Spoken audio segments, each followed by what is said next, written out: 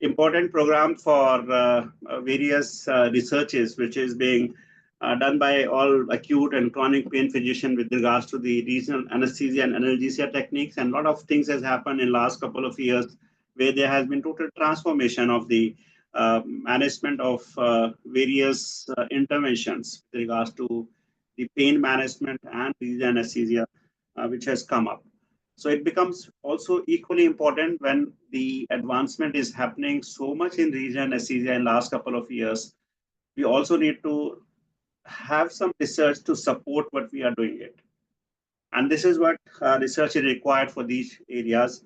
And when we say research, this is basically a scientific and systematic process of answering a question. And herein, when we talk about regional anesthesia, it may be related to the success of block, it may be related to the volume of drug, it may be related to sparing of nerves, it may be related to the spread of the local anesthetic agents that we give. And equally, it is also related to the systemic toxicity of the local anesthetic agent. So this is where a lot of research is required in regional anesthesia arena, wherein when these newer blocks comes up or newer techniques comes up or newer administrative local anesthetic agent comes up, how they are good for the patient management with regards to various outcomes, whether it could be duration of analgesia, whether it is complete anesthesia, whether it is the analgesic effects of these drugs. That is what is required a lot into regional anesthesia.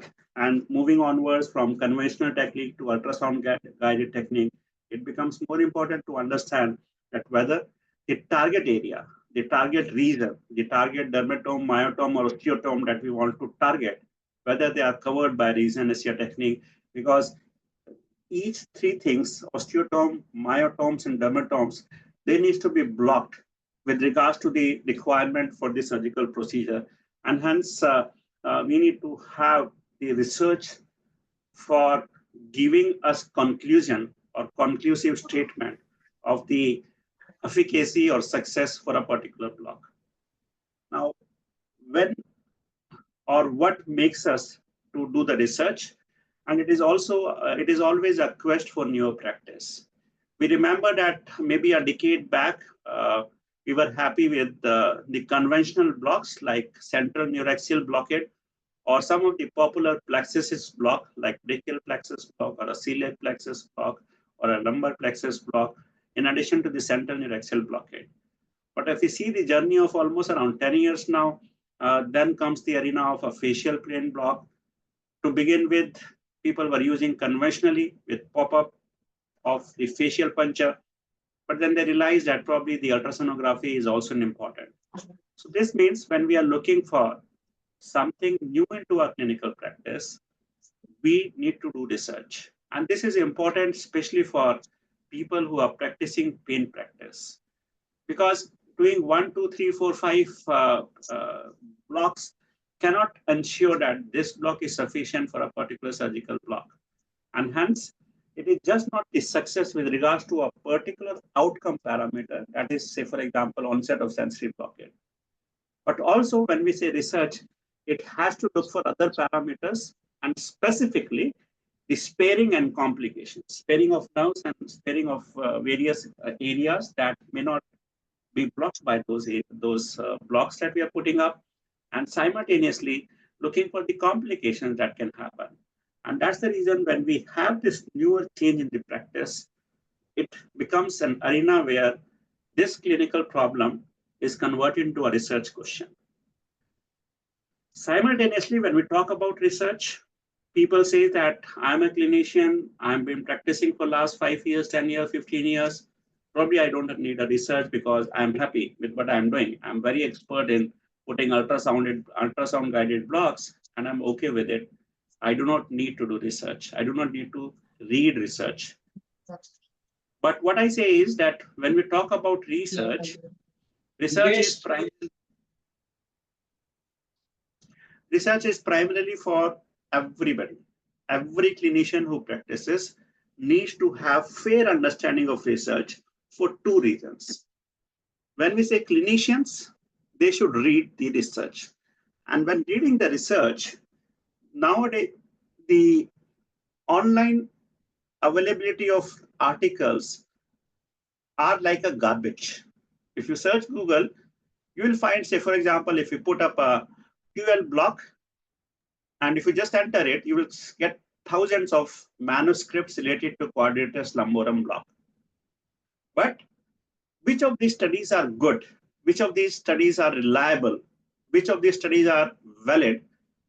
You need to understand them. And that's why even for clinician who is practicing, they should be able to understand that this research is of good quality, and hence they can bring change in their clinical practice.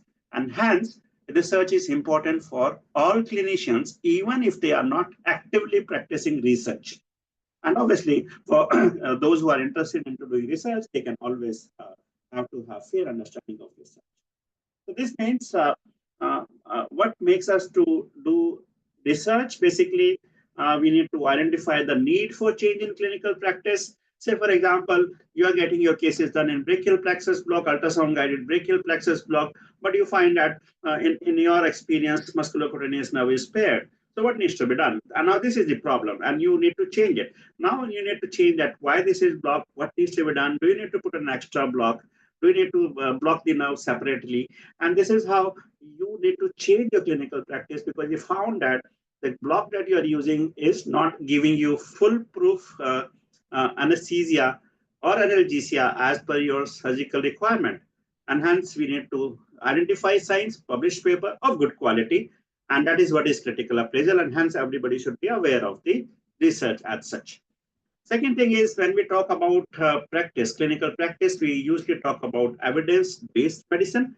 And when we say evidence-based medicine, it again requires external evidence, which is in the form of a good quality research. And hence, it becomes important for us when we say we are practicing EBM, we also need to understand the research. Now, the research, if we just broadly divide, there are primary and secondary researches. Primary means you do a single cohort of patients, and if you can have observational studies, or you can have some interventional studies where you compare with gold standard or standard of care, and compare with some new technique, new block, new drug combination, new drug volume. So this becomes a primary research. But when we say primary research, you must have seen that if you say, for example, if you want to look for the effect of QL block for, say, renal surgeries, you find that one study says it is very, very effective. Second study says very effective, say mildly effective. Now, when we say this type of different studies, or if we say this study is good for this type of surgery, this study is only good for other type of surgeries. So can we change the clinical practice? It becomes difficult because there may be contradictory outcome or contradictory conclusion from the published literature for a particular interventions, especially in the initial phases. And it becomes difficult to say that whether we should bring this block or this technique into a clinical practice. We are not very sure. So when we have a couple of studies, good studies, 5 to 10, they are contradictory, we can always do something called secondary research, which is usually nowadays meta-analysis. If you say Indian Journal of Anesthesia nowadays, a lot of meta-analysis is published where a couple of studies, they are pooled and the data is analyzed in a combined way, not from a single study, from many studies. And then you have outcome, which is coming from, say, 5, 10, maybe sometimes 15 studies. And these 15 studies give you more conclusive outcome. And hence, meta-analysis is more important once you have a couple of more studies to say that this block, this technique, this volume, this drug is effective for this type of surgical procedure. And hence, I can change my clinical practice, can use this block effectively for my patients for this type of surgery. For this, we need meta-analysis. And this is an important point, that a single study may not be sufficient to change your clinical practice, but a conclusive meta-analysis is sufficient to change your clinical practice. And usually meta-analysis is then next step is the guidelines, which again is meta-analysis of multiple aspects, multiple research questions, which gives you definite indication or directionality of including the techniques, strategies, drugs, or volumes for a particular study. So this becomes important to understand that when should we change our clinical practice. It is not based on single case report, case series. It is not based on single studies. You should not be saying that I have done 50 cases, I should change, but it is based on conclusive evidence which comes from meta-analysis. If it comes, you should change your clinical practice. Now, this is what I just was talking to you last 3-4 minutes. Let me say, when you start a new block, when you have something new, you realize that probably the conventional tab block, when it came down around 12, 13 years back, it was a conventional tab block. But then we realized that it requires modification for different type of surgeries, upper abdominal surgeries, lower abdominal surgeries, and hence started coming up its modification, and now we have many modifications for it. So this means the first efficacy of your novel ideas will be through case reports and case series, and then your experience comes into descriptive epidemiology. When you have a couple of things, you know that this drug appears to be good. And if your standard of care is something different, then you can do something called clinical trials, and this is called hypothesis testing, because you have already generated hypothesis from your descriptive epidemiology, and then you start doing the studies in a clinical trials form. So this is how you should progress for the newer blocks which are coming up, and you want to compare it, and it needs to be compared with some standard of care, some gold standard, to say that this is good or this is bad or this is equivalent and this is beneficial for this purpose. So this is how you should start. You should start choosing your publications based on at what level have you chosen. Now, if somebody sends to the IJA a case report or a case series on a tab block for a laparoscopic cholecystectomy, it will not be accepted. It's not fun reporting them, because we know that they have been meta-analysis now. If you send me a case series of tab block in a lap cholecystectomy, no use, because it has already been proven. And that's why you should know which study design is important for you. You need to understand. And once you have this idea, your research process starts on, wherein you review the literature, you find that there is some solution to your research question, you develop your study protocol and a plan, do the study, collect the data, interpret findings, and publish it, which becomes review of literature for future studies. This is how we proceed for the research into a clinical practice. Now, depending upon that what you are looking for a research, it guides you that what appropriate study design could be. I've already mentioned various study designs for you. It all depends upon that what you're looking for. Whether you're looking for burden of illness, prevalence, incidence. So if you're looking for, say, some amount of complications happening, the allotoxicity happening, for them cross-sectional survey will be good, study will be good. But you're looking for a treatment efficacy, new block, whether it have sufficient sensory analgesia or anesthesia. Diagnostic test, if you're looking for whether the pressure generated by injection is giving a sufficient clue that you are not into the wrong planes. If you're looking for the cost effectiveness, capital catheter versus a conventional paravertebral or central neuraxial blockade, if you're looking for cost effectiveness, randomized controlled trial is the study which needs to be done. So choose your studies depending upon what you are looking for. Do not mix them up because they are not appropriate. So based on this, you can plan your studies, perform, document, analyze publication, which I've mentioned, and this is how you should proceed with. Now, when we do study, I will take you just some of the basic aspects which will be helpful to you when you plan a study for your regional anesthesia or analgesia techniques. You need to understand your variables very clearly. It's very important, because when you are analyzing and reporting them, it becomes important. If you say mild, moderate, severe pain, it's something different. If you say on a VAS score of 0 to 10 or an NRS of 0 to 100, it's something different. So this means this understanding, because the test that you will apply will depend upon what type of variables are you using. So you need to define them appropriately. And that's why these variables should be defined exactly what you are doing for this patient. So for example, if you are looking for age at last birthday, somebody maybe say 18 years, 11 months. So whether you will consider 18 years or 19 years, and this becomes more of an issue in a pediatric age group. So those who are practicing pediatric regional anesthesia techniques should be very clear at what you are doing for patients. Now, when we say we use usually say two type of variables which has some values, they are called quantitative, which have no values, they are more of categories, they are called qualitative.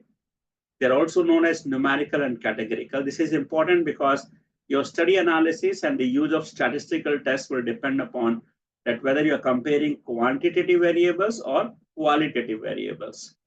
Similarly, when these variables could be independent variables or dependent variables. Now, I'll come a little later what exactly they means, but independent variables means the predisposing factors, which is already there in the risk factor. Say, if you want to look for local anesthetic toxicity and you look for the various drug volume and say that ultrasound guided decrease the volume and less amount of allied toxicity, they becomes independent variables. But if you say dependent variables, they are looking for some outcome, say reduction in the morphine dose requirement, and that becomes a dependent variables. Now understand that the independent variables influence the change in the dependent variables, and this is important. Dependent variables means it's a manifestation or outcome that is achieved by manipulating the independent variable. So this means that when you are doing a study and you're using some drugs, and if the drug administration is affected by some the variables, you're changing the concentration of something and you're looking for the outcome in the form of sensory blockade or motor blockade. What becomes the first becomes dependent, the other becomes independent. Now coming to the quantitative and qualitative variables, you need to look for what these type of variables are. Qualitative variables like severity of disease, socioeconomic status. When you say the age is elderly, child, or you're grouping like them, they are categorical. But if you say age is 40 years, 50 years, then you will say them they are quantitative variables.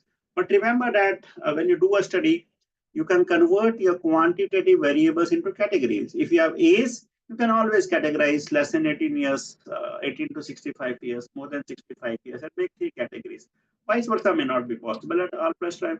Similarly, the hypertensive response of the block effect. You can always say normotensive, hypertensive, hypotensive. But if you have the blood pressures, you can convert your numerical values into the categories. If you want to analyze that whether those patients who are labeled as hypertensive, do they have higher incidence of hematoma formation when you give them a facial plane block?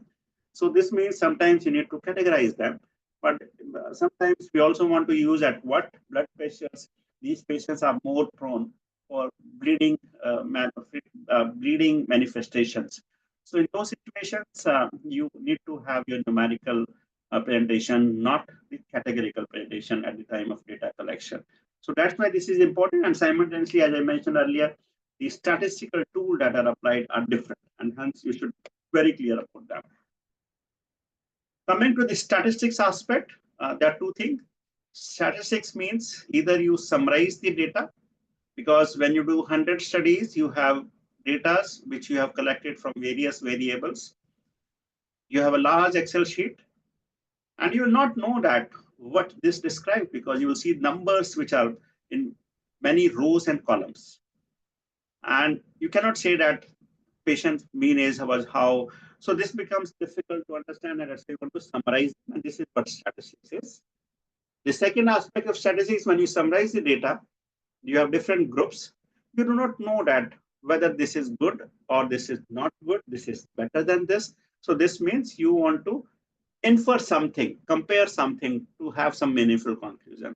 So this is the second part, which is the comparison. So first is called descriptive statistics. Second is called inferential statistics. And both are required for your research and becomes important. Statistics is important and should be considered at the time of initial planning. Don't say, we will collect data and then see what to do. No, it has to be done at the initial phase itself, because you would require the sample size, you will require data management plan, you will say what happens if somebody is lost to follow up, if you are not able to collect data for them. That becomes important to plan at the initial phase itself. So this is what we have mentioned till now, that these two types of statistics are required for understanding the data that we have collected during this study. Now, when we start analyzing it, now try to understand two aspects. So when we want to summarize something, if we have, say, one variable at a time, say, for example, we want to see the mean age, it becomes univariate. But when we want to compare two variables, that with age, what is the effect on some outcome, or with giving some drugs, what is the effect of analgesia, it becomes bivariate. And now depends, when we say two variables, one will be qualitative, other will be quantitative. So these all combinations, as you can see on the screen, can happen. Sometimes we use more than two variables, then it becomes multivariate analysis. This is a little more complex statistics, but nowadays we use them for looking for multiple parameters and its impact on some outcome parameter. So this is when we say univariate analysis, you just summarize them in the form of mean or median if they are quantitative data. If they are categorical, we divide them into frequencies, that is numbers or percentages. We also need to understand that when we summarize the data, they may not be the one value because the data will be dispersed, right? They will be distributed, and hence something will appear like this, right? Each cross is a data here. So we don't know that much because each data, each patient which is recruited will show different type of values, and hence the distribution will appear something like this. If you can just draw a line covering all the data and it becomes a symmetrical bell-shaped, it is called symmetrical distribution, Gaussian distribution, or normally distributed data. Here mean, mode, median are equal. But if they are skewed on the one side, they are called skewed data or a non-Gaussian distribution. This is important because when you have different type of data, the statistical test that we apply would be different. And hence, you should know that your data is Gaussian or not Gaussian. And you can ask your study. This is very, very important. Sometimes when data is not normally distributed, you can apply some statistical test which indicates that your data is normal or not normal. You can try to convert statistically for the purpose of application of statistical test into from Gaussian, non-Gaussian to Gaussian. Now, once they are non-Gaussian, this is what I will just mention, you can start them converting a non-normal distribution or a non-Gaussian distribution. You apply statistical test and try to convert them, but if not possible. So this is what I say that you should be aware, because if a data is normally distributed, we apply parametric test. If they are not normally distributed, we apply non-parametric test. And this is important because if you apply non-parametric for normal or vice versa, it will give wrong p-values, wrong confidence interval, and you will make a wrong conclusion. So that's why it's essential for you to understand your data first and then start doing it. If it is Gaussian, apply mean. If it is non-Gaussian, apply median. And this is another important aspect. Don't report both because the data will be the Gaussian or not Gaussian. So why to report both of them? So if it's Gaussian, report mean, non-Gaussian, report median. Another important point. When we talk about percentile range or interquartile range, they are dispersion. There will not be a single value of mean, but your data will be dispersed. We have just shown you various dots in a bell-shaped form. That's why you say how much dispersed your data is. And when it is mean, we say standard deviation. When it is median, we say range and interquartile range. That also must be reported. So this is what must be reported when you plan your data appropriately. IQR is basically wherein you see how much is the values between 25th and 75th centile. And this is called interquartile range. Range is minimum and maximum, and both should be reported into your data, right? So when we say these values, now when we try applying this test, we talk about two things, p-values and confidence interval. Most of the time, we give more of emphasis on p-values and try to ignore the confidence interval. But remember, p-value is just the measure of effect of a chance within a study. Something can happen by chance. It does not mean that something is better than the other. So if P is 0.01, this does not mean group is much, much better than group A and follow the technique of group B. This just say the difference between two is by chance, by this proportion, by this, whichever the p-values comes up.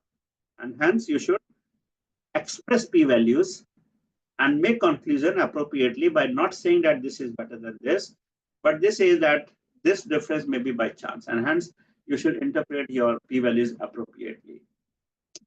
What become more important is when we say p-value, a single value, if you repeat the study, same mean value may not come up again.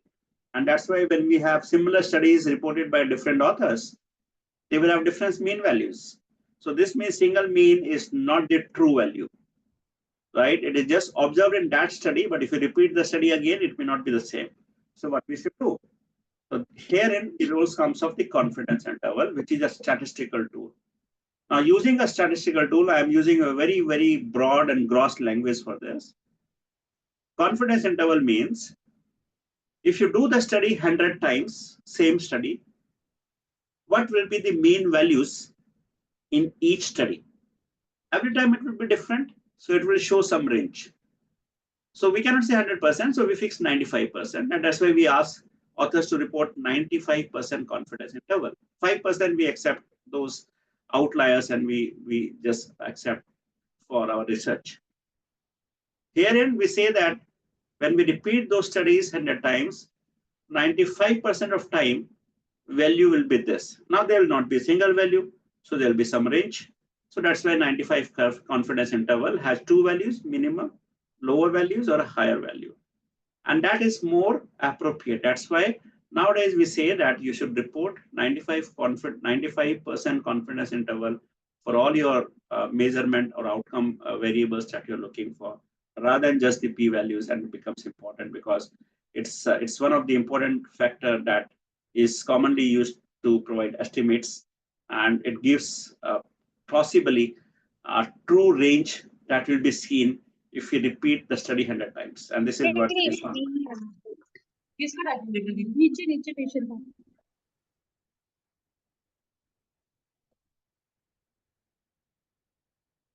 Now coming to the other aspect, which is called bivariate analysis, where bivariate means there are two variables. It could be quantitative or qualitative.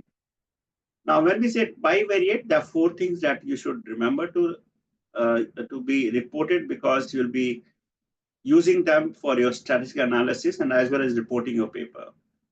Combination of variables, normal versus not normal, groups, related versus non-related. I will just express what exactly they mean. Combination of two variables, whether it will be categorical or quantitative. So based on this, you can have these three combinations. Normal versus not normal, we have already discussed earlier. Groups, you already know, it's a two-group study design or a three-group study design. Related means, or unrelated means, you have different two groups. One receives ESP block, second receives conventional analgesia. They are two separate groups. So it is unrelated. If you observe something pre and post, a chronic pain patients having pain, you put block, pain decreases, pain before and pain after is related one. So this is how you rated these four factors. And these four factors are required when you apply statistical tool. And these are the statistical tool which is for you have to apply these tests from various softwares, but you have to report into the manuscript also that these are the four tests which you applied. And this is how you can describe if both are categorical data. If there are two groups, they are unrelated, you can apply chi-square test. If they are related, McNemer test. More than two groups, unrelated, chi-square McNemer remains the same. But now if they are categorical versus quantitative, when I say it's quantitative, they could be normally distributed or maybe not normally or not normally distributed. If they are normally distributed, apply parametric test. If they are not normally distributed, apply non-parametric test. Parametric, two groups, unrelated, student t-test, related, pair t-test. More than two group, if they are unrelated, one-way ANOVA, related, repeated measures ANOVA. If this non-Gaussian distribution, apply non-parametric test. If it is two groups, unrelated, Wilcoxon rank sum, or also known as Mann-Whitney, related, Wilcoxon signed rank. If there are more than two groups, if they are unrelated, apply Kruskal-Wallis. If they are related, Friedman's. This is important because nowadays it is mandatory to report which test you have applied. If you apply wrong test, now you can easily test from this table.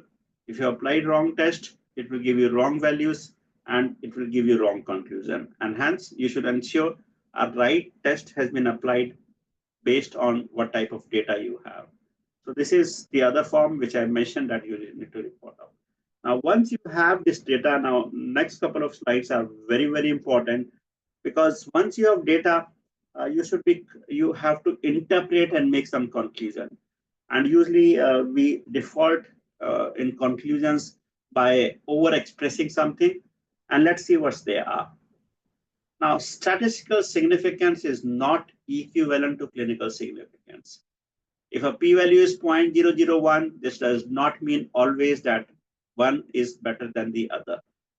Say, for example, if you apply, say, a QL block, and you're looking for the outcome of the prolongation of analgesia, if in one group you have analgesia 7 hours, in other group if you have 8 hours, p-value is 0.001, this does not mean that ESP block is better than us, because prolongation of 1 hour of analgesia from 7 to 8 probably does not have any clinical significance.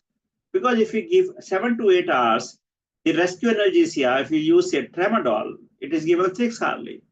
If we say paracetamol, it may be given 4 to 6 hourly. It will not change anything. Your other management will remain the same. Even if p-value is 0.001, but the analgesia duration has increased from 7 hours to 8 hours, it is not clinical significant. And for clinically, both the techniques, both the groups are same. So this means application of block has just increased the analgesia by 1 hour, though p-value is significant, but it does not have any clinical significance. So you should be very cautious in interpreting your data when you have significant p-values. Also, the data dredging, right? Multiple testing. Sometimes when we collect the data, we try to make subgroups. We got that we have put one block in one group, second block in the other group. We find that both the blocks are good. But then we say, okay, let's see what happens in males and females. Now, if something different comes, say that though this block is okay, but the block B is better in females as compared to block A in females. Or block B is better in elderly patients as compared to block A. So do not do this subgroup testing analysis or multiple testing for finding some conclusion, some difference, because when we do a multiple testing, when we do a subgroup analysis, we accept 5% of error. We cannot have 100% foolproof, because for 100% success or zero error, we have to study the whole universe. But that's not possible. We usually study 50 patients, 100 patients, 200 patients, and then we conclude and generalize that it should be applicable for all the patients. So when we say we are choosing a sample, not the universe, we do not know appropriately that this is the best or not. Now, when you're using sample, we cannot be 100% sure. That's why we accept that there could be 5% of error. When you do multiple testing, this 5% errors exponentially increases. If you have 100 patients, 15 each group, and then you say you want to do a subgroup analysis of male, female versus, it becomes 25. It's further half probably. And then the error is not 5%, it will be 10%. Will we accept 10% because we have keep a tab that it's got to be more than 5%. So if it's 10%, this means even if you do it, we are not going to accept it because 10% error is not acceptable. So that's why the role of multiple testing in a single study is not important, should not be done and reported. So that's why please avoid torturing your data long enough to confess something significant p-values by doing subgroup analysis, subgroup analysis, and so on and so forth. So multiple testing should be avoided until as you have already decided for something and it is appropriate to the sample size that you have chosen for. The other aspect is that the presence of statistical significance in one group and lack of statistical significance in another group is not equivalent to significant difference. This means when you do group studies, you are looking for, say, analgesia after a fracture for application of Msterclass. You find there are two groups in which you put block, in second you give IV analgesics, and then you realize that both the groups are similar. There's no much effect.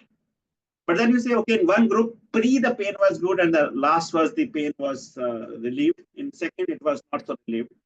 So since you have a two-group study, then why are you combining pre and post in a single group and say this is significant, though the both groups were similar, but in group application of block reduce the pain from this to this? Because your study design was not for this purpose, and you are using the statistical tools wrongly, because you were not supposed to compare these things because your sample size was not appropriate, and hence you should be cautious. Also, it becomes important to understand bias and confounding variables which can be there into a study, which can affect the outcome. And these bias and confounders are important because if you try to ignore them, then your outcome is not reliable. And that's why, just to avoid both, we do randomization, allocation, concealment, blinding, masking. These are the things which are required mandatory to avoid the bias, which may be reporting bias, measurement bias.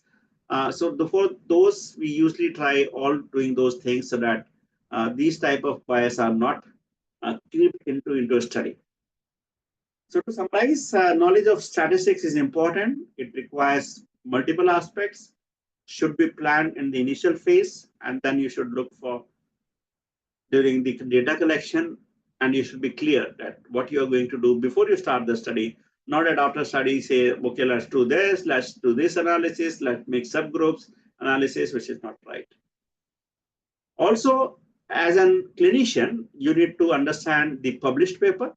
Whatever I have said till now, you need to look that when you read a new paper, whether they have followed all these things or not. And do not try to, if somebody says they have to do multiple analysis, multiple subgroup analysis, and then so do not accept them. You think that the study is not reported well. So when you read a published paper to change your clinical practice, look for these aspects. That whether that study is applicable to you or not, whether they have been done in the same type of population which you cater, whether the methodology is robust, whether they have decided statistical tool appropriately, whether they are interpreting the outcome of statistical analysis appropriately. And then based on this, you accept the conclusion. Otherwise, if all things are lacking, it's not even worth to see the conclusion because they are not reliable, they are not valid, and they are not reported appropriately. And this is what validity I'm talking about. This is what, when you see the method section of the study, if whatever I have told you in the last half an hour, if they're missing, this means the study is not valid, and the conclusion is obviously is not acceptable because they are not reliable to us. And that's why they may not be generalizable also. Sometimes we need to the external validity. It means that if I have done some patients at All India Institute of Medical Sciences, probably all my patients may be ASA 3 usually, and it may not be applicable to the other population in some hospital where they're doing ASA 1 patient also, because they are different. If I have a ejection fraction of 30% of a cardiac patient and giving a regional block, and I'm giving 30 ml of drugs or 20 ml of drugs, they will behave differently rather than a patient who is ASA1 with normal ejection fraction, because we know that many of these drugs do have effect on the cardiac function. That's why you need to look for external validity, whether this study, though done very good, but is the population they have selected is similar to my population, whether the study outcome is applicable on my patients, and this is what is called external validity of your study. To summarize, we need to understand the statistics, and the study planning itself involves strategization from the planning stage of the study and interpret your study outcomes along with data analysis and not just the data. Because it's important that the data is generated by the software, but conclusion is generated by the human being. And that's why it becomes important to understand your data. Thank you so much. And we are open to question as decided by organizers, or maybe Dr. Divesh is ready with the next session. He will take us forward, whatever the organizers have decided for today's session. Thank you so much, and back to the organizers. Thank you so much, sir, for such a detailed and simple description of such a difficult topic.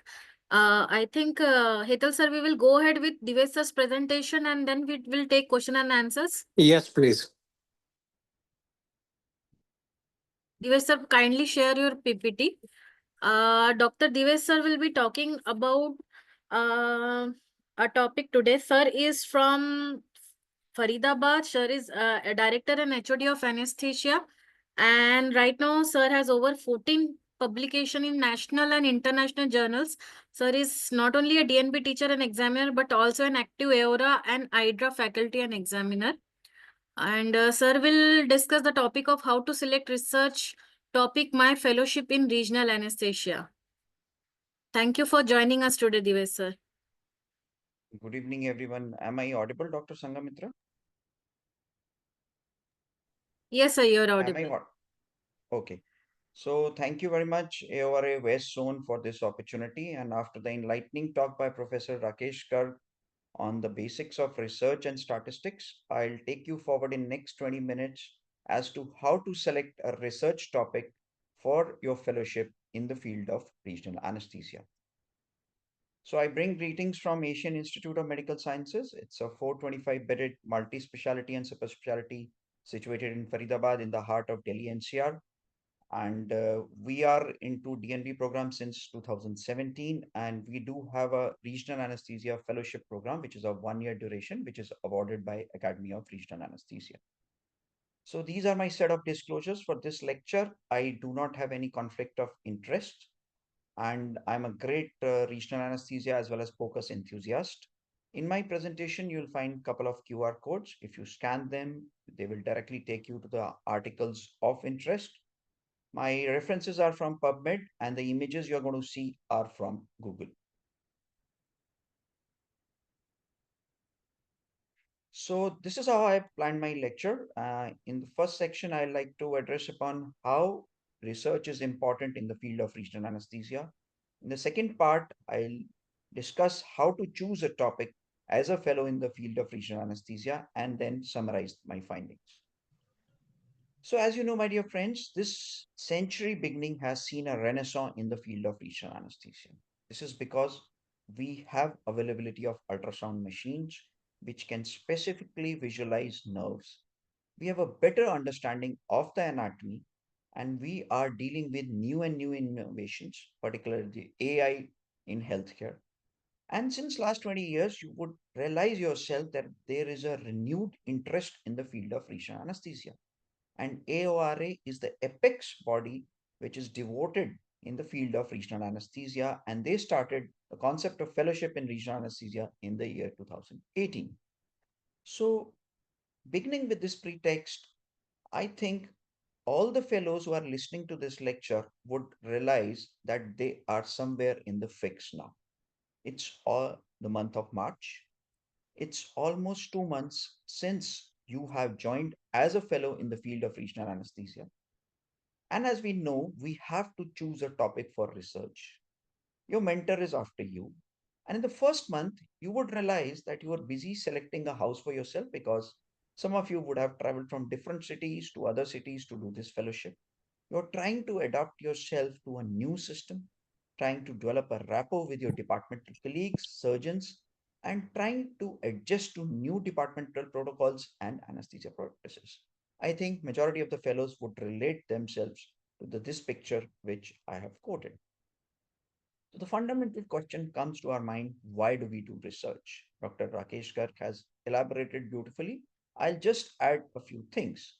Should it be a mandatory exercise or should it be a voluntary exercise? If you read the guidelines from AORA as far as fellowship is concerned, they have clearly stated that fellow has to enroll themselves for one of the research projects involving regional anesthesia and contribute to designing data collection, analysis, and interpretation, manuscript writing, and the publication process.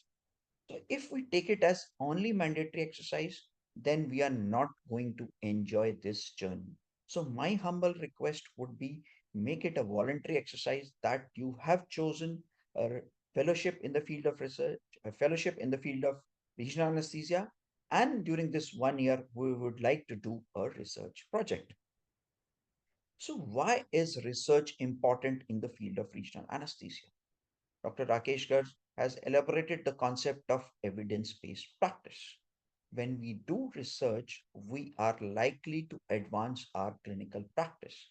It will help us in improving the patient safety and outcomes, and above all, it will help us in developing a critical thinking, data analysis, and research skills, and will improve our research.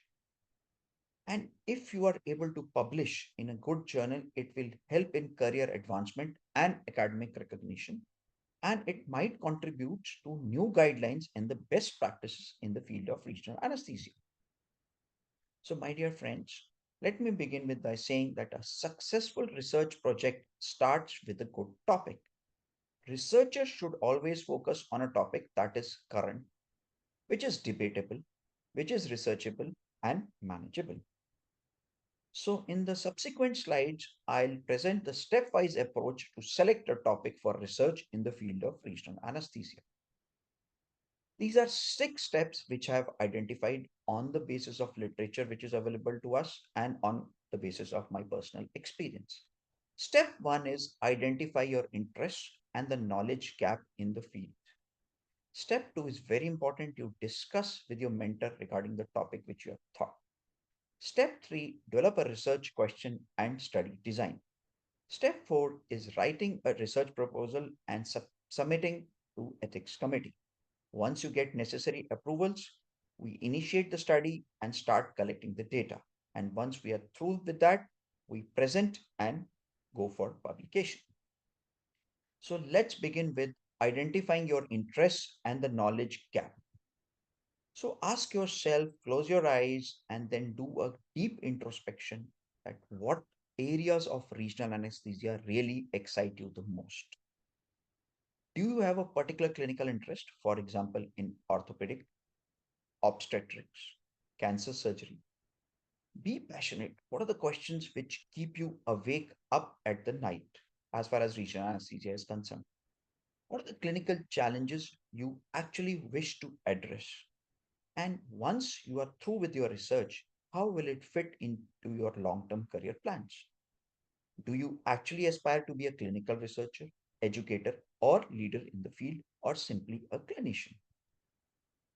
So, first and the foremost is we have to select a broad subject, then do a literature search and narrow down your search to a specific topic. So, this is just an overview of the various regional anesthesia techniques which can be classified as neuraxial and peripheral nerve blocks. If you actually look at it, last 10 to 15 years have actually seen a mushrooming in the facial plane blocks. If you are good in anatomy, if you know the nerve course, and if you can trace the course of the nerve right from its exit from the intervertebral neural foramen till its terminal edges, you would realize you can have a facial block in your name. But is that what we want? We want a good research question to be generated out of all these techniques, which can be a technique based, which could be LA based. Liposomal bupivacaine can be imported. Can we test that? Can we test the role of various adjuvants? Or can we test something related to the outcomes? So, if you have decided that you wish to do something about facial plane blocks that interests you, then the next step comes to do a good literature review. I have suggested some of the databases. Use PubMed, Google Scholar, or Cochrane, and try to find out, as Dr. Rakesh Garg has suggested, a new trials, new blocks, or something which has been already published and tested in the form of systematic reviews and meta-analysis. Can we have some additional tips for selecting a research topic? The answer is big yes. Try to attend webinars from reputed regional anesthesia societies. For instance, American Society of Regional Anesthesia, European Society of Regional Anesthesia, the current webinar from AORA.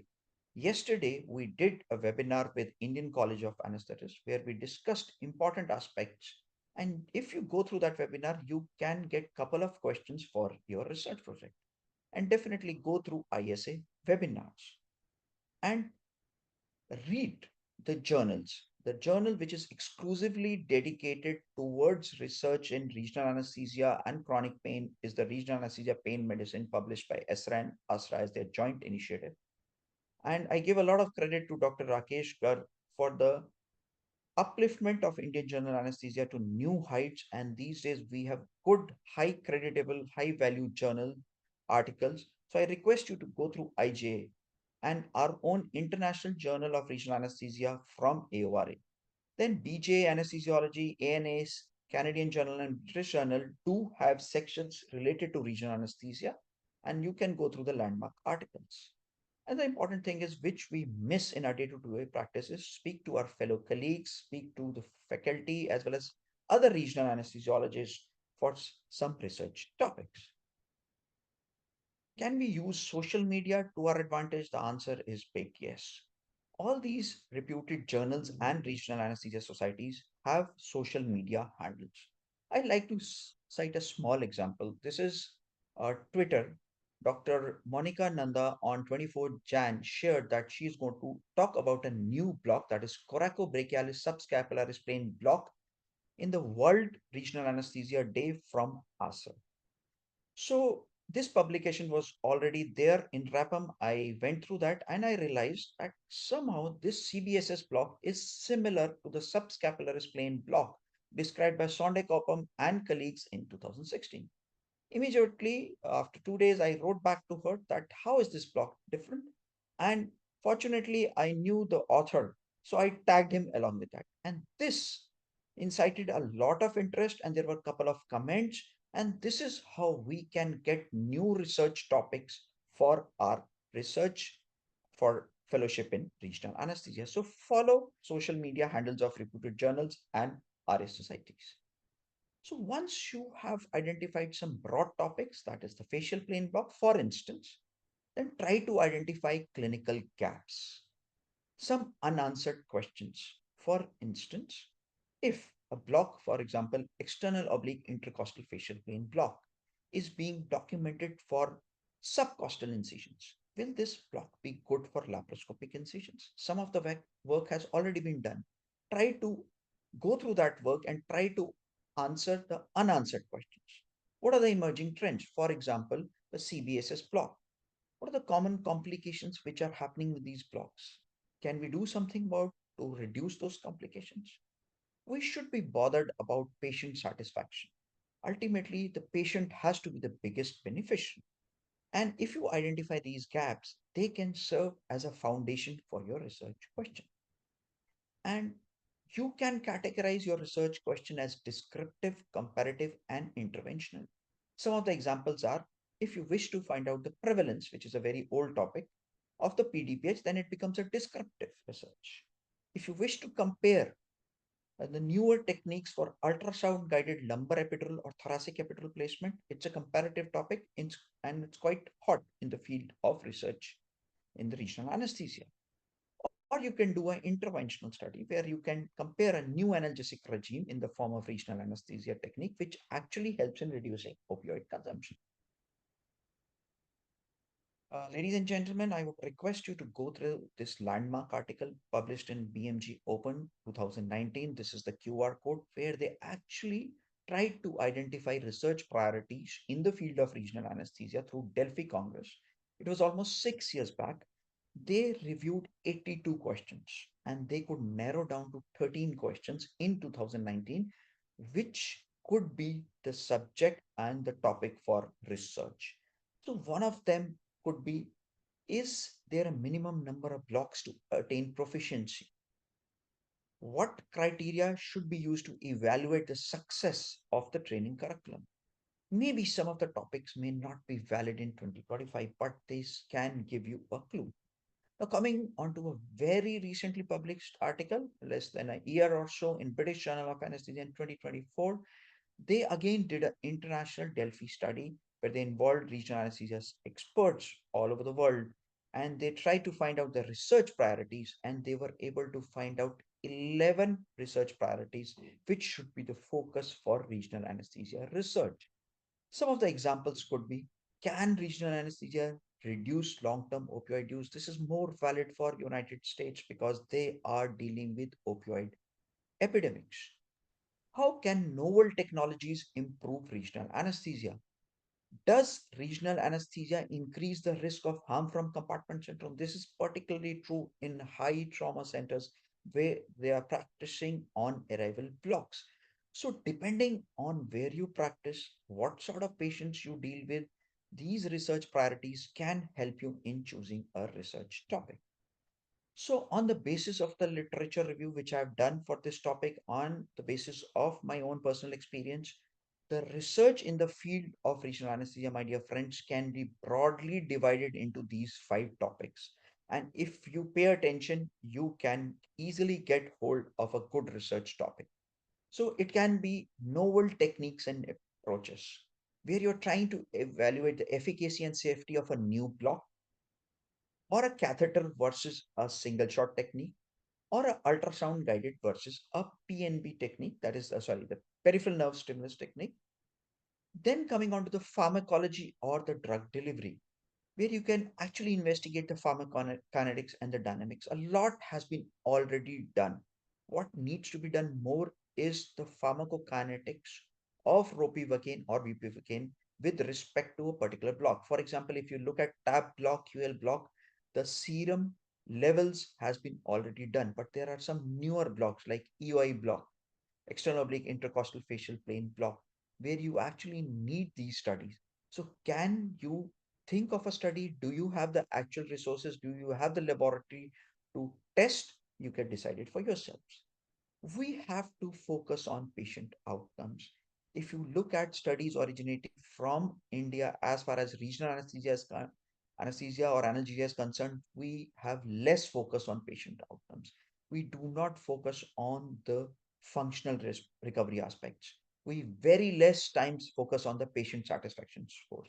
And we do not focus on the quality of recovery scores 15 and 40. So a lot can be done in this field. What about technology and innovation? We've realized we are every day a new company comes in the field of ultrasound. They are trying to bring new and new machines. They are trying to integrate artificial intelligence. Artificial intelligence is coming in the big way. For example, GAE has come with a scan nav artificial intelligence software program where it helps you to identify that this is the correct identification of the femoral nerve. And once your needle goes close to the femoral nerve, they can warn you. So a lot can be done provided you have access to those machines or the companies are willing to sponsor your trial. And last but not the least is the field of education and training. You have to develop new innovative methods for teaching and learning. Maybe the 1 year time frame would not be appropriate for choosing a topic from this subdomain, but rest of the four topics can be easily chosen.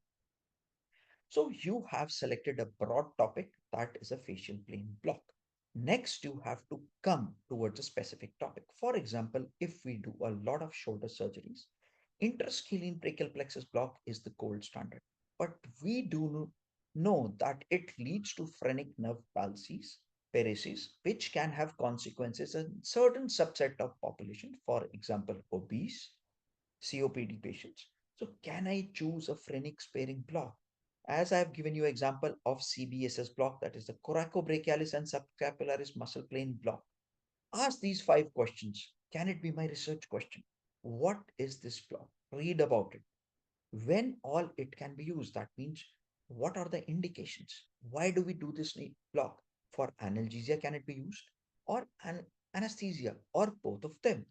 Where actually it can be performed? And who are going to be my biggest beneficiaries? For example, can it be used for arthroscopic surgeries? Can it be used for fracture? Or is it simply related to capsular nerve supply block and it is useful for only arthroscopic surgeries? When you answer all these questions, then your topic from a broad topic becomes a very specific topic. So the question which strikes our mind is AI is coming in a big way. Can artificial intelligence help in my topic selection? Yes, my dear friends, it can help. But in my humble opinion, you should not be using is because Unless and until you follow this meticulous process, you will not feel satisfied in selecting the topic. If you are short of ideas, go through this exercise, this stepwise approach, and maybe towards the end, for finer refinement of the topic, you may take some suggestions, but not certainly in the beginning. This is just a suggestion. Yesterday, I typed this word, suggest me some potential research topics from external oblique intercostal facial plane block in ChatGPT. This is how the 5 topics, I just typed, suggest me 5 topics. It suggested me 5 topics. On the face of it, they look good. But what is happening is I haven't sweated my the glands so as to go through the journey of selection of the topic, which is very important. So my suggestion would be, please do not use this at the initial stage. Maybe at the last stage, when you are looking for just refinement, some more final suggestions, you may use it. Now you have some topic in mind from a broad selection to a narrowed out selection. The next important step is discussion with your mentor. First and the foremost is discuss the feasibility of the topic. For example, you wish to do a study on the EOI block in laparoscopic cholecystectomies, but you are working in a setup where you have minimal access surgery in a minimalistic way, thereby meaning you have one visiting consultant who does only a few lap cholecystectomies, maybe 5 or 6 in the entire month, because you are a high volume orthopedic center. So, is this topic feasible? You have limited time, so this topic would not be feasible. So very important is, whenever you choose a topic, assess the feasibility. The feasibility also has to be assessed apart from whether that topic can be done in your institute or not. Is the time frame. It's already the month of March. You are only left with 9 months. Can that topic be completed in 9 months? Can I design a high quality randomized control and finish it within the 9 months? Or it has to be in the form of case series. These questions are best discussed with the faculty members in the department as well as the chief mentor. The next important question comes, as anesthesiologists, we have to collaborate with other departments. For example, if I wish to assess the role of lumbar ESP in cesarean section and compare with QL blocks, I need to discuss with the obstetric HOD that I am planning such a study and I wish to give this block once the cesarean section is over. Are they okay with it? Because it might take 15 minutes extra. You are working in a high volume center, but at the same time, in order to optimize the OR efficiency, can it be done? You are trying to plan to do a CBSS, coracobrachialis subscapularis plane block. It has to be done majority of the times prior to the incision for rotator cuff surgeries. Is my orthopedic surgeon willing? Do I have a block room available to me that I can do the block and shift so that to optimize OR efficiency? So these are the questions which you have to discuss with your mentor. Next, an important aspect is, do you have the adequate resources? I am a research fellow who is working in a high volume orthopedic trauma center, and I wish to do a on arrival block, for example, a sci-fi block for a hip fracture surgery, or do a intertransverse process plane block for rib fractures in the ER. Is ER having a ultrasound machine which is having a preset of nerve? Is the PNDT Act available for that machine in the ER? Do I have the block needles available in ER? Or do I have to get my OT technician from ER? Or do I have a block room? These all questions have to be assessed to assess the feasibility whether I can do such a topic. And mentor is the right person to guide you through. What about availability of the funds? For example, today I decide that I need to test the muscle grip following interscalene brachial plexus or adductor canal or this facial plane blocks. Do I have the funds to purchase these resources? Because at times these may be costly equipment, but this equipment is less than a lakh of rupees. Is my hospital going to fund? Is my department going to fund? Or is the company going to fund? So these are the questions which we need to find out and discuss with mentors before actually narrowing down the topic. What about ethical approvals? Majority of the institutions where the fellowship is running in our country under the aegis of AORA have ethics committee because they are simultaneously running DNB programs. But how often does the ethics committee meet? If it is meeting in 1 and 2 months and you choose the topic at the end of March, and if it gets approvals in May, then you are hardly left in 7 months. So mentor is the best person to guide how long the ethics committee approval takes place in that particular institution. Now, in spite of following this stepwise approach, my dear friends, you are likely to face some of the common challenges. Topic may be too broad or too narrow. For this purpose, a mentor is the best person to guide you through. You have chosen a very beautiful topic. You wish to do a on arrival block, but you have limited access to funds and the resources. And your mentor might be very busy. Then you have to look up to the other faculty members in the department. And time constraint, the biggest problem in our fellowship tenure as compared to MD, DNB, or super specialization is that we are only 9 to 12 months to complete our study.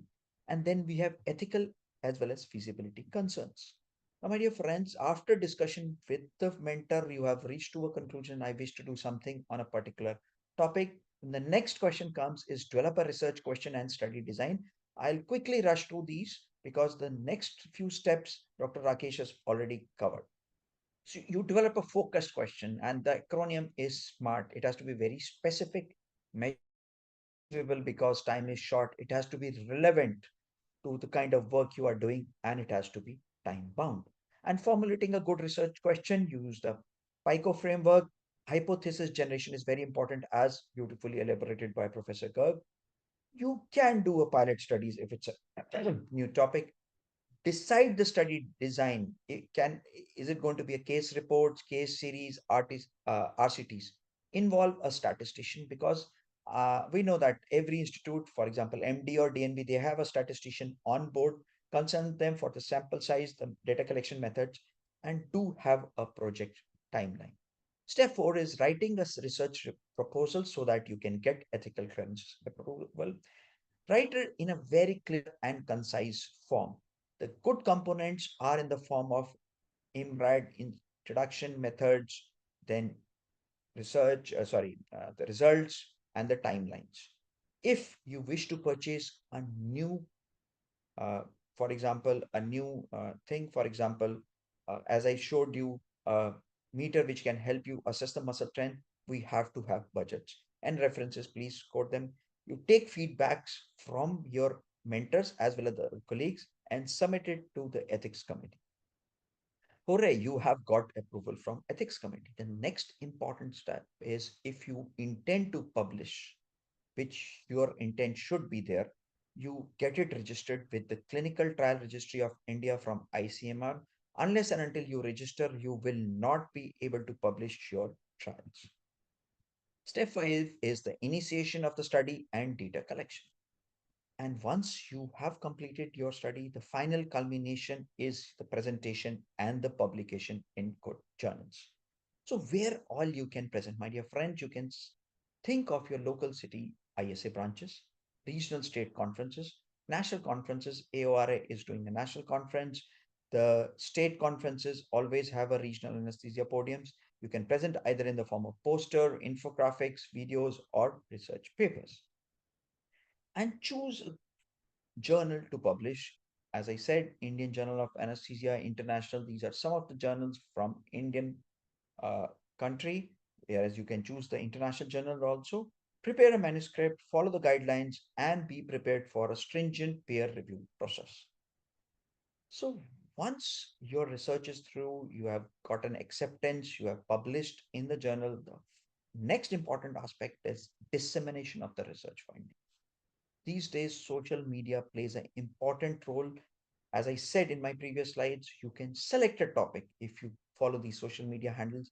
Now you can follow these social media handles for the dissemination of research. And from your research findings, you can have future research possibilities. Reflect on your research findings. Do take each and every remark which comes on the social media very critically and try to analyze how can you improve your research, because not each and everybody would be willing enough to give you critical comments. And consider how your research can contribute to the advancement in the field of regional anesthesia.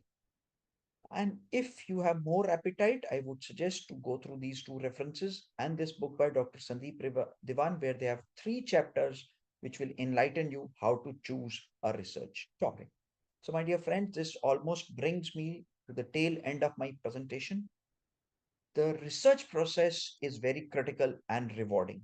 Please follow the structured approach as I have suggested. Do engage in self reflection as to what topic interests you. Please seek guidance from your mentors and other faculty members.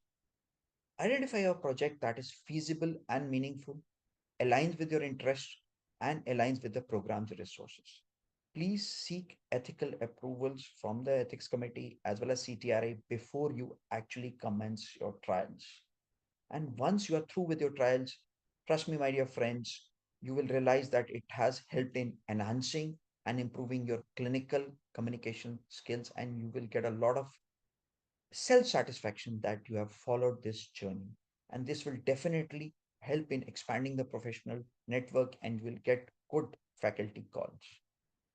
So, whatever I have said is on the basis of the literature review as well as my personal experience. Thank you very much for patient listening. I would end with a small quote of mine. Selecting a research topic, my dear friends, requires a balanced approach of practicality and relevance.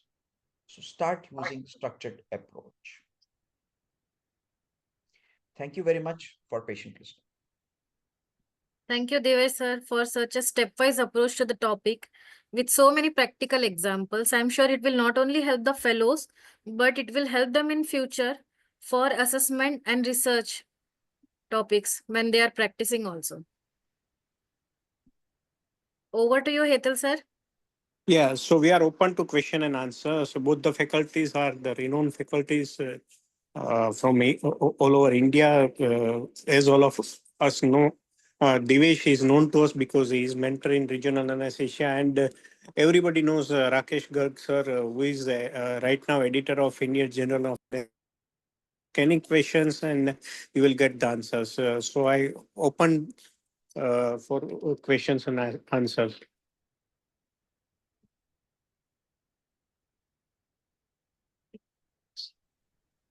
So I start with the question, Rakesh and Divesh. Both of you have covered almost all the things, but I would like to question you about data collection. In our country, it is difficult to collect proper data. So sometimes what happens, you ask to a nursing staff to collect the data in the post-operative period, and you get the wrong data, and which will ultimately lead to your research will be on the wrong data, and it will be a wrong thesis or a wrong research. So how you can motivate the nursing staff to collect the data, and what is the process of collecting the data in your opinion?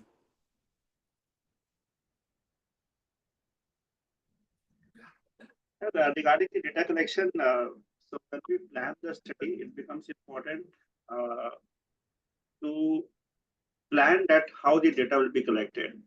Now, when we say data collection, there are 2 aspects. One is if we have a planned studies and we are doing a prospective study, the all planning should be very clear. And when we plan it, even the tools that we'll be using for measurement of whatever you're doing it, whether you're looking for the time, we are looking for the scores, we are looking for the effectiveness, you're looking for duration, we should be clear that which tool will be used by which person at what point of time. It has to be very clarified. Now comes that who will collect the data. So it all depends upon your institutional policy or the area you're working with. At some places, it may be done by self also. It can be done by the co-authors or the co-researchers, which may be inclusive of various cadres of the places, inclusive of students or residents or juniors and seniors, or there are at times possibility of data entry operators that can also collect the data if it is just the numerical or some data which does not require interpretation or asking questions. So this all plan has to be there into the study. Now, sometimes we also do something called retrospective studies. And this is again very important that whatever you are doing into your clinical practice, if you maintain your data, So maybe at the end of 2 years, 3 years, 4 years, 5 years, say you have a collection of 1,000 patients of a particular block. You can collect, analyze, and say that in last 1,000 patients, we have used these blocks and probably this is effective. For this purpose, it is essential because certain documentation is mandatory requirement for the documentation purpose. But I would strongly suggest that those who have some inclination for research also, they can add on some objective data also. Say, for example, first rescue analgesia was given at this point of time. The pain score after the block at frequent intervals was this. Say, at my center, even the nursing chart do have pain scores. So now we have included as part of their nursing things. So they will be recording the pain scores at frequent intervals.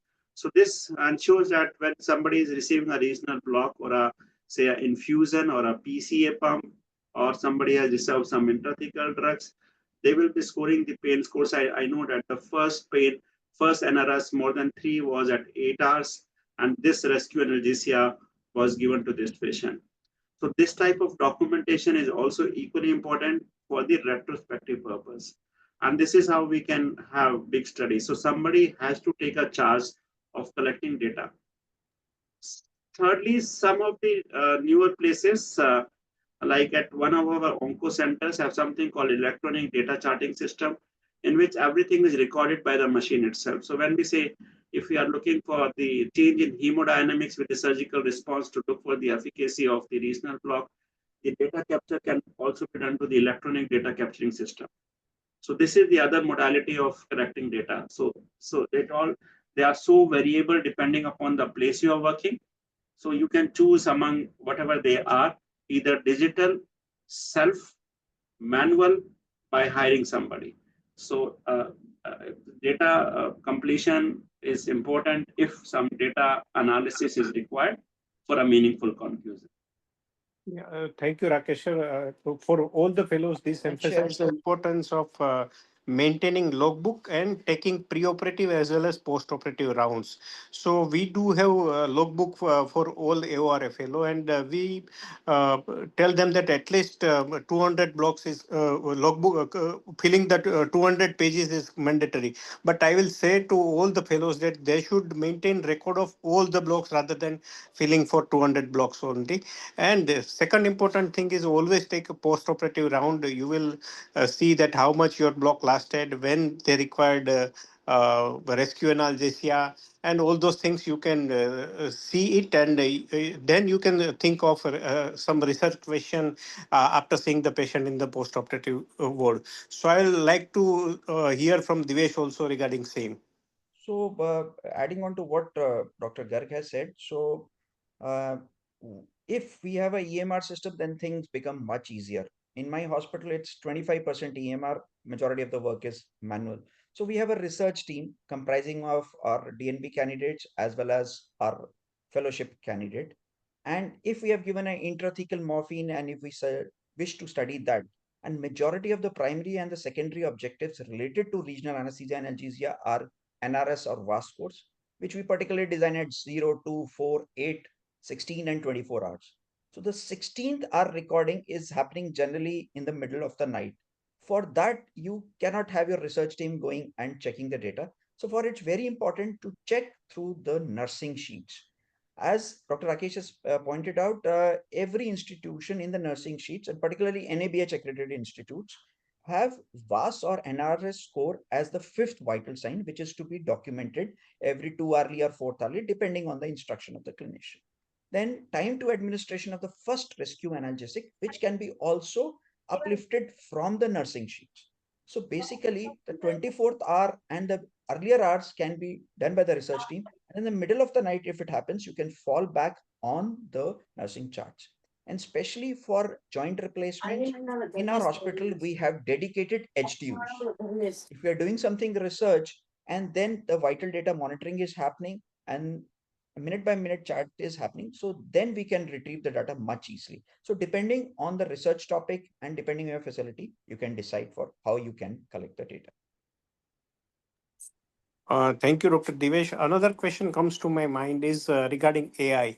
As you said rightly, using AI at the end is okay, but when you start using AI from beginning, it becomes literally difficult to get proper topic. Same way regarding writing the topic. Once you have collected the data, when you start writing the about the topic, I have seen people are taking too much help from AI. So, what is your thoughts regarding same, Divesh and Rakesh sir?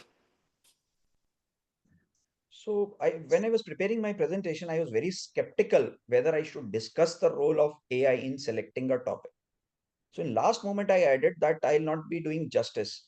But the point is, I am not in much favor of using AI because it's a journey. Once you follow the step by approach, it gives you a lot of satisfaction that I was thinking of this broad topic. I narrowed down with the help of the mentor. I have formulated a question. And I do not believe that we should be using AI to publish articles. I don't know what Dr. Rakesh Garg has a take on it.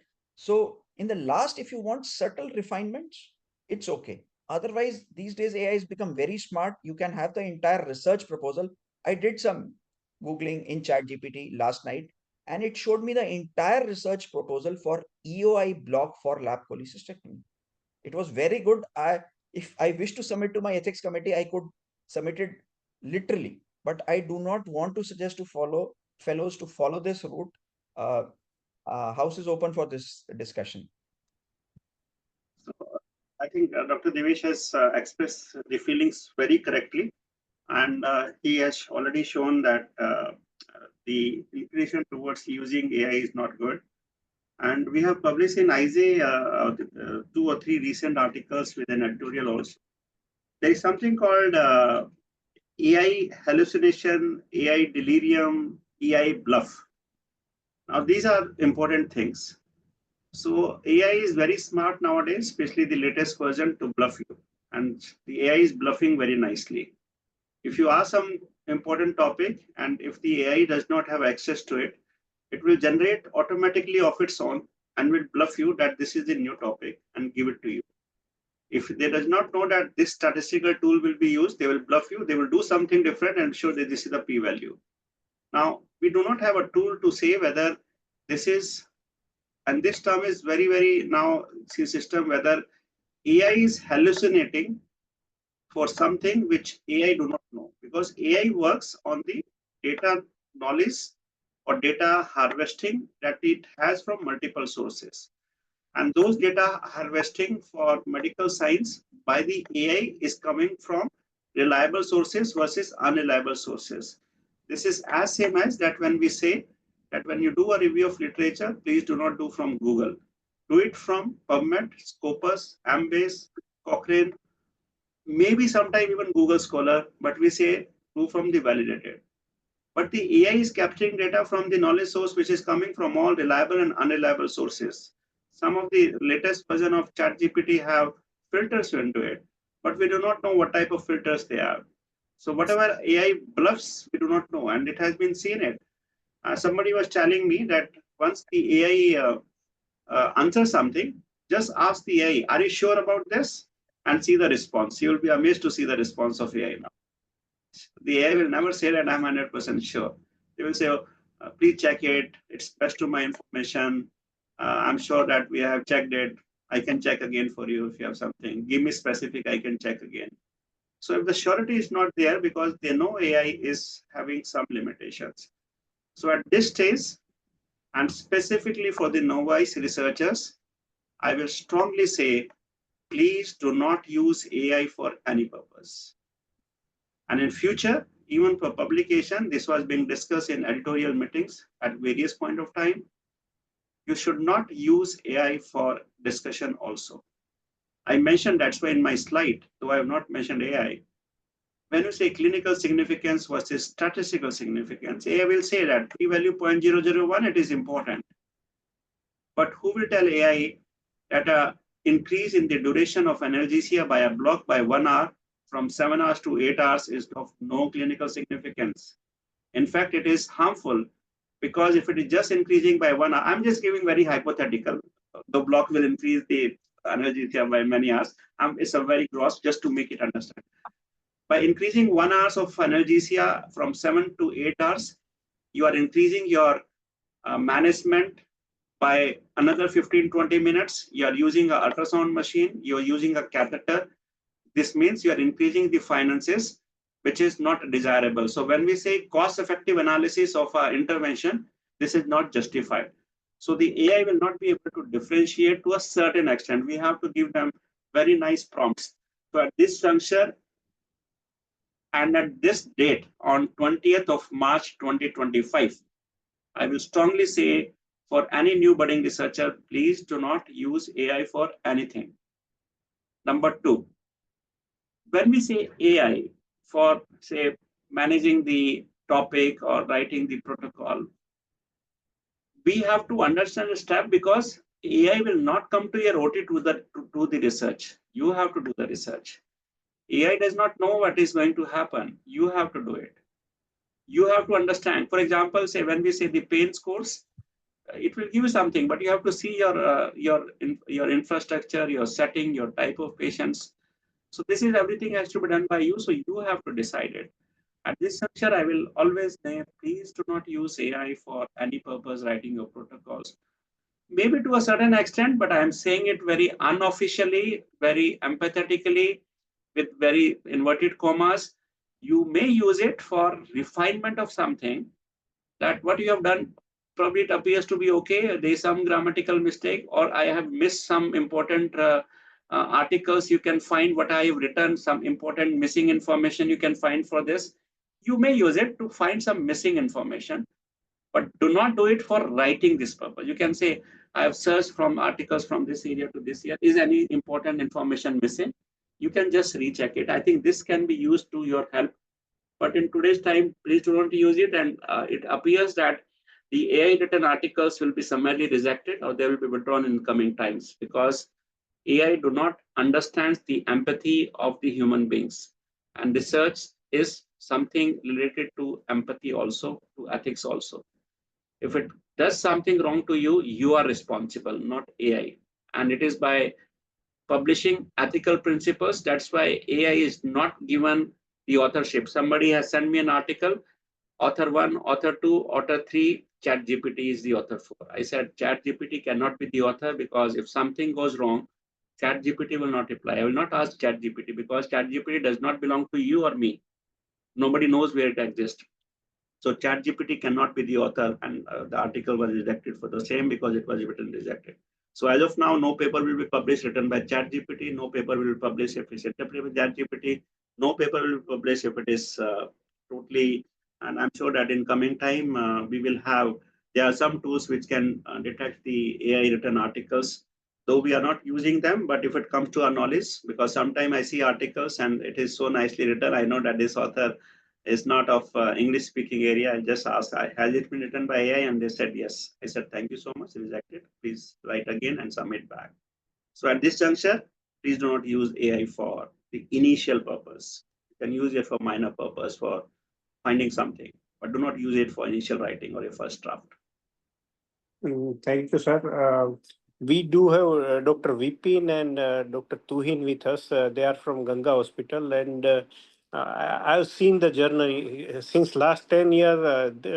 They are coming in as a leader in the research part. So I will like to hear from both of them about their journey from starting the research to now a leader in the research across India. Dr. Vipin and Dr. Tuhin. Vipin, are you there? Tuhin? Has Tuhin left? I think Vipin has. We do have Ankit Desai also with us. He is a leading pediatric anesthesiologist in Mumbai and he's part of CES group along with Rushali ma'am. Ankit, are you there? Yes, sir. Yeah, Ankit, so I'd like to hear from you about the challenges being a practitioner who work in different hospitals for the research. So we do face a lot of problems, starting from getting the ethics committee approval So getting ethics committee approval is very difficult, sir. We have to go to one particular institute and we have to get the ethics committee approval from that particular institute. And since we are working at multiple institutes, so sometimes that also becomes a challenge for us.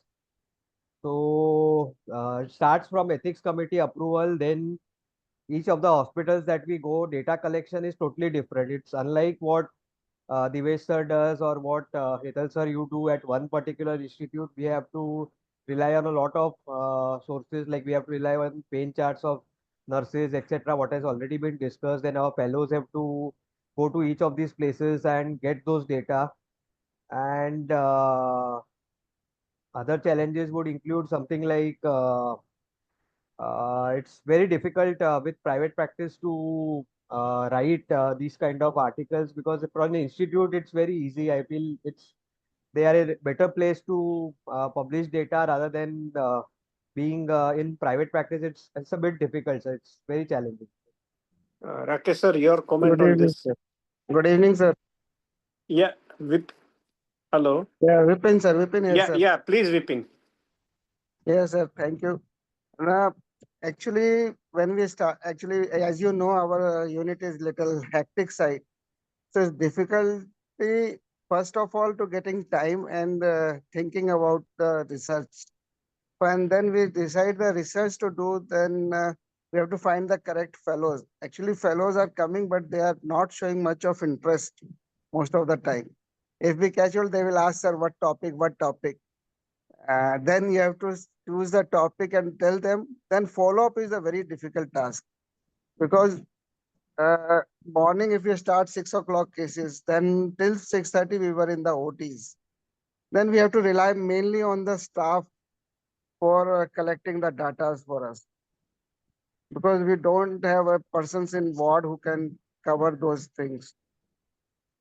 So evening when they are going, they will be like tired and feeling, so they will think, okay. So most of the time, fellows will say, sir, it's difficult for do thesis after working 11 hours and 12 hours. But over a period, like they have to take a effort. I think fellows has to take efforts to do this part. So how do you motivate them? So that is only we are trying to motivate, giving some tricks and see, you can do like this, you can follow this. If you do this, it will be good, because you will have a golden chance, because you won't get this opportunity again. Such a high volume we are giving. Like last year, we were seeing data. So in that data, we have seen last 12 months, we have given 4,500 upper limb blocks, sir. Right. 4,500 upper limb blocks in a single institute over a 12 months. No one will get that much raw data. But if fellows take interest, they can collect so many things from that data. So we are motivating that you won't get that much opportunity. So you just come out topics, we will here for help. We are here 11 hours almost with you. So whatever you come, you just come. And if you come, we will give you more things and new techniques. We are always open to them. So just go get one new topic, new block, any novel block, we will help you in that. And we are ready to do, like our surgeons are very cooperative in that way. They always help us to follow whatever we suggest. They will think, and they will, most of the time, they will accept with our opinion.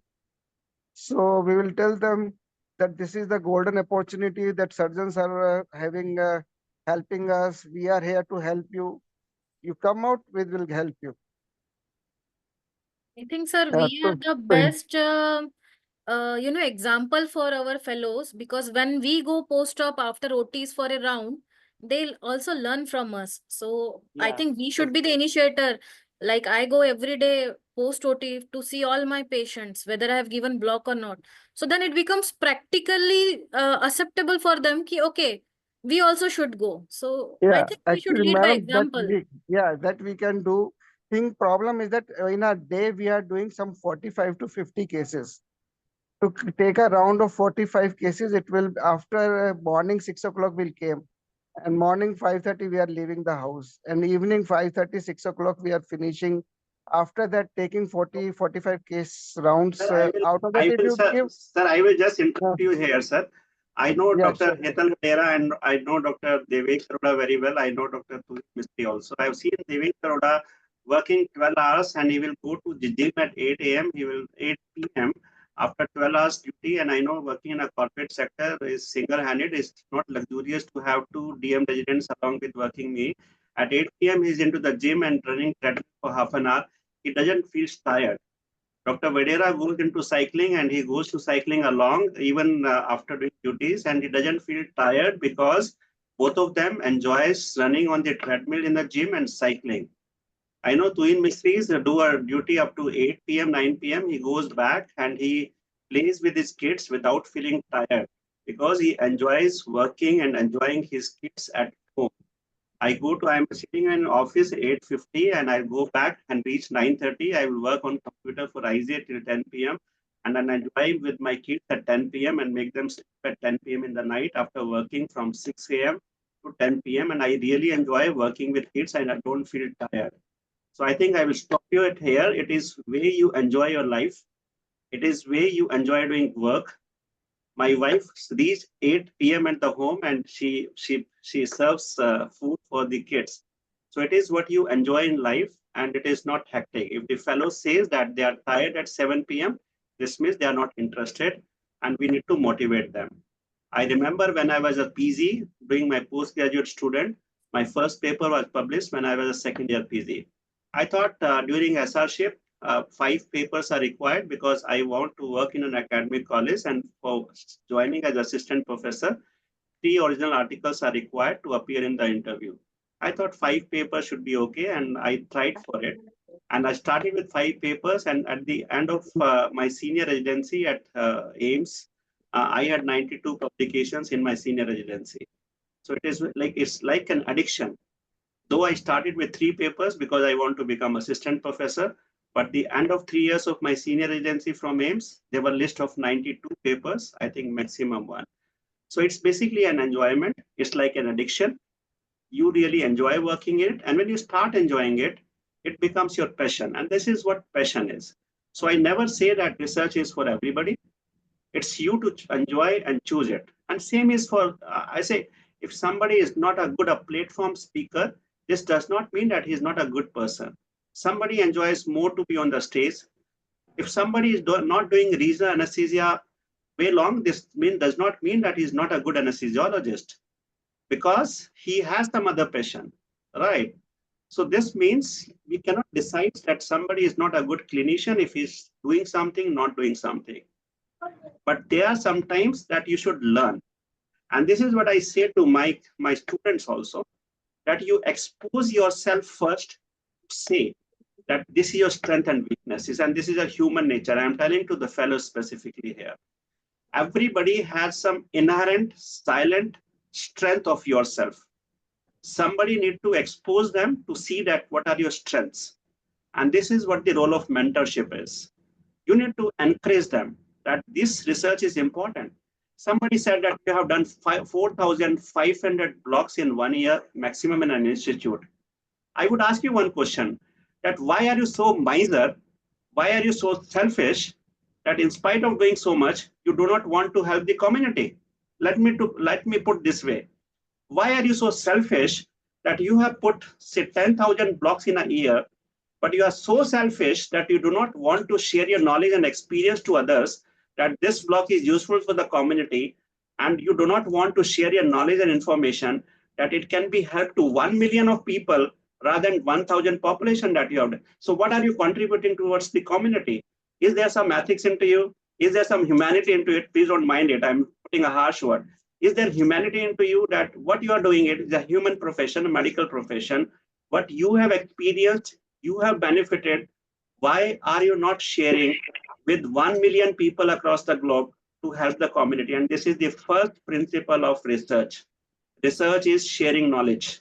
And that's why these type of seminars are for sharing knowledge.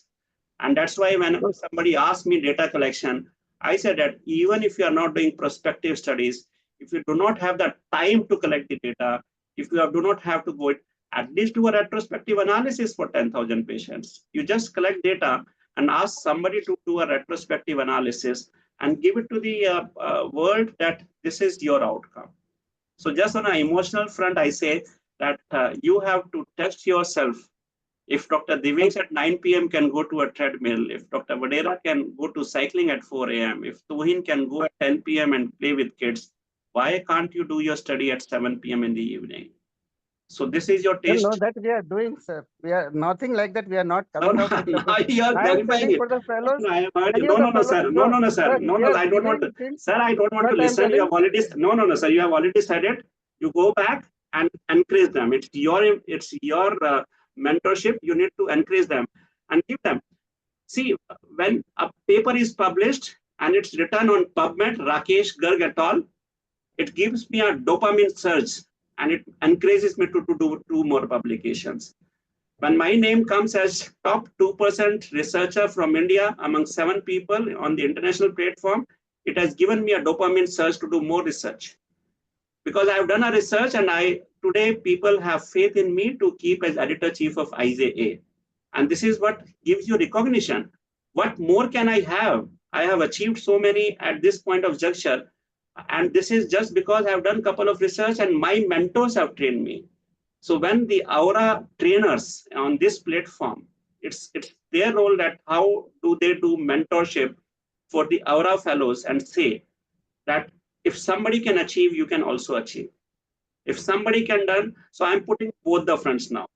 On one side, you are selfish, you are miser, you are greedy, you do not want to share experience because other will excel, other will put a better block, other will have better analgesia, patient will say that that doctor is good and he's also good, you don't want to compare.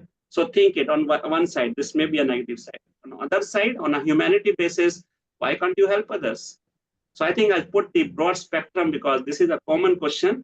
And same question comes with I was just taking this seminar yesterday itself for somebody, the research for the clinicians. People say, I'm a freelancer.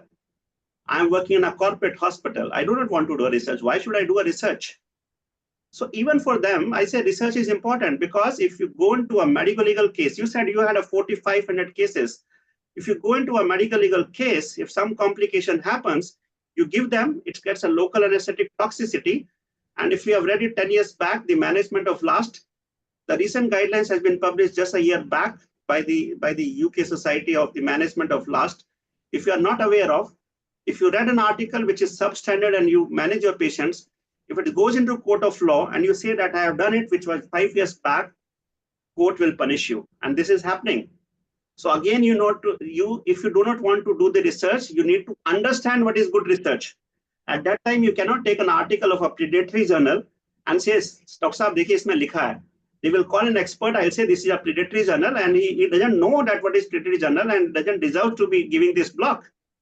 So this means there are many arenas and that's why I say research is for everybody, somebody to do and somebody to practice, number one. And please remain open-hearted and share your data and experience to others and do research.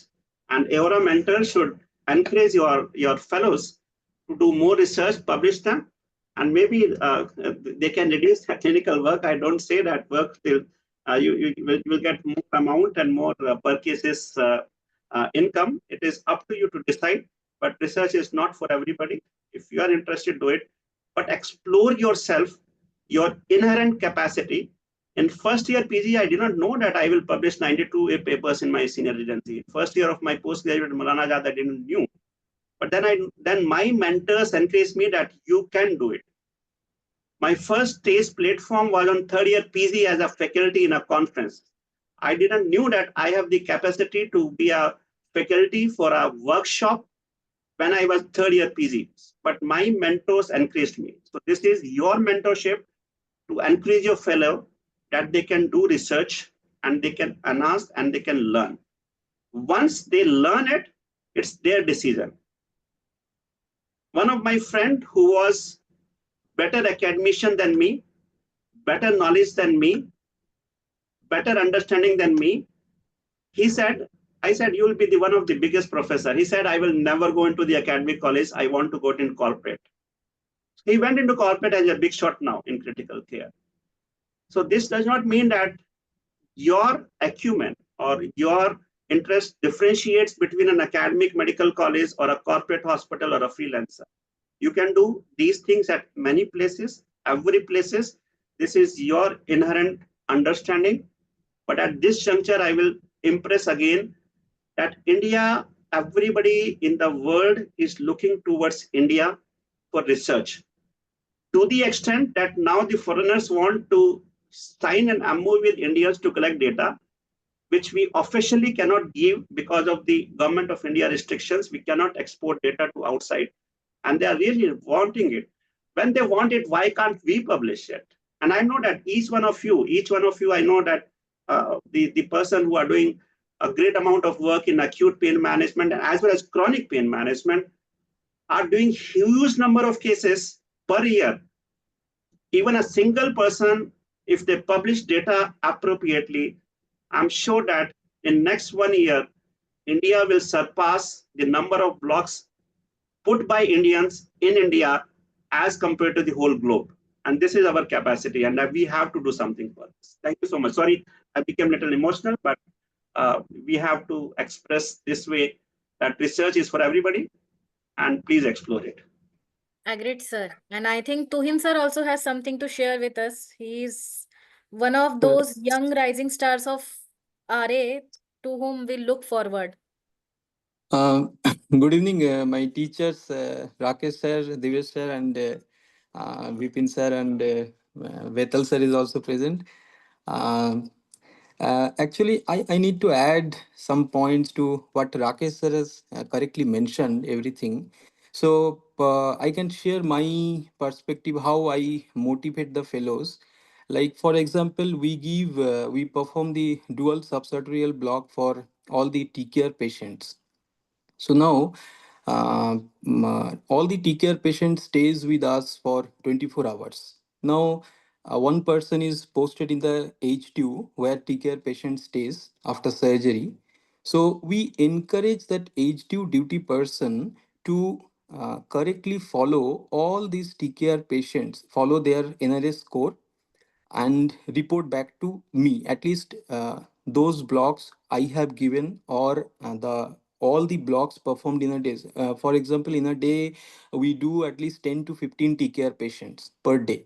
So all the patients, I ask them, if you have given DSP block, you just find out how long the patient is having analgesia, if the patient is complaining of pain, where exactly they are complaining of pain, what are the other multimodal analgesia techniques have been used. Even after that, even after using those, does the patient is having still having pain? So all these things, and they, this I'm talking about this just recent fellow batch when they started in January. So uh, after a month continuously, they used to report back to me, "Ki, sir, this patient has been given block at 10 o'clock and now 4 o'clock patient is starting pain.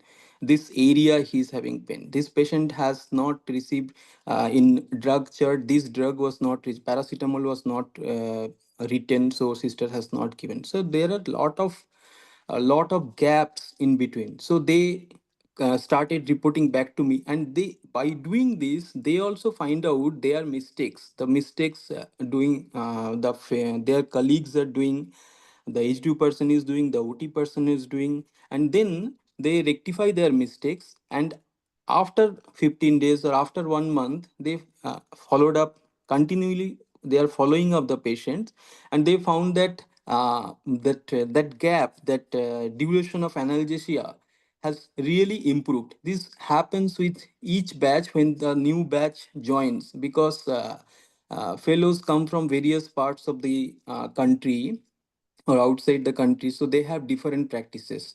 So this is one aspect. And when they start seeing the result of the block and the multimodal analgesia together, and then they start practicing that, and also they come back to me and state that, "Sir, can we do some kind of reporting, some kind of audit, or some kind of study with this?" uh, Today also, I asked my fellow group, the group which posted with me that I want to write a narrative review on this blog. Can anyone join with me?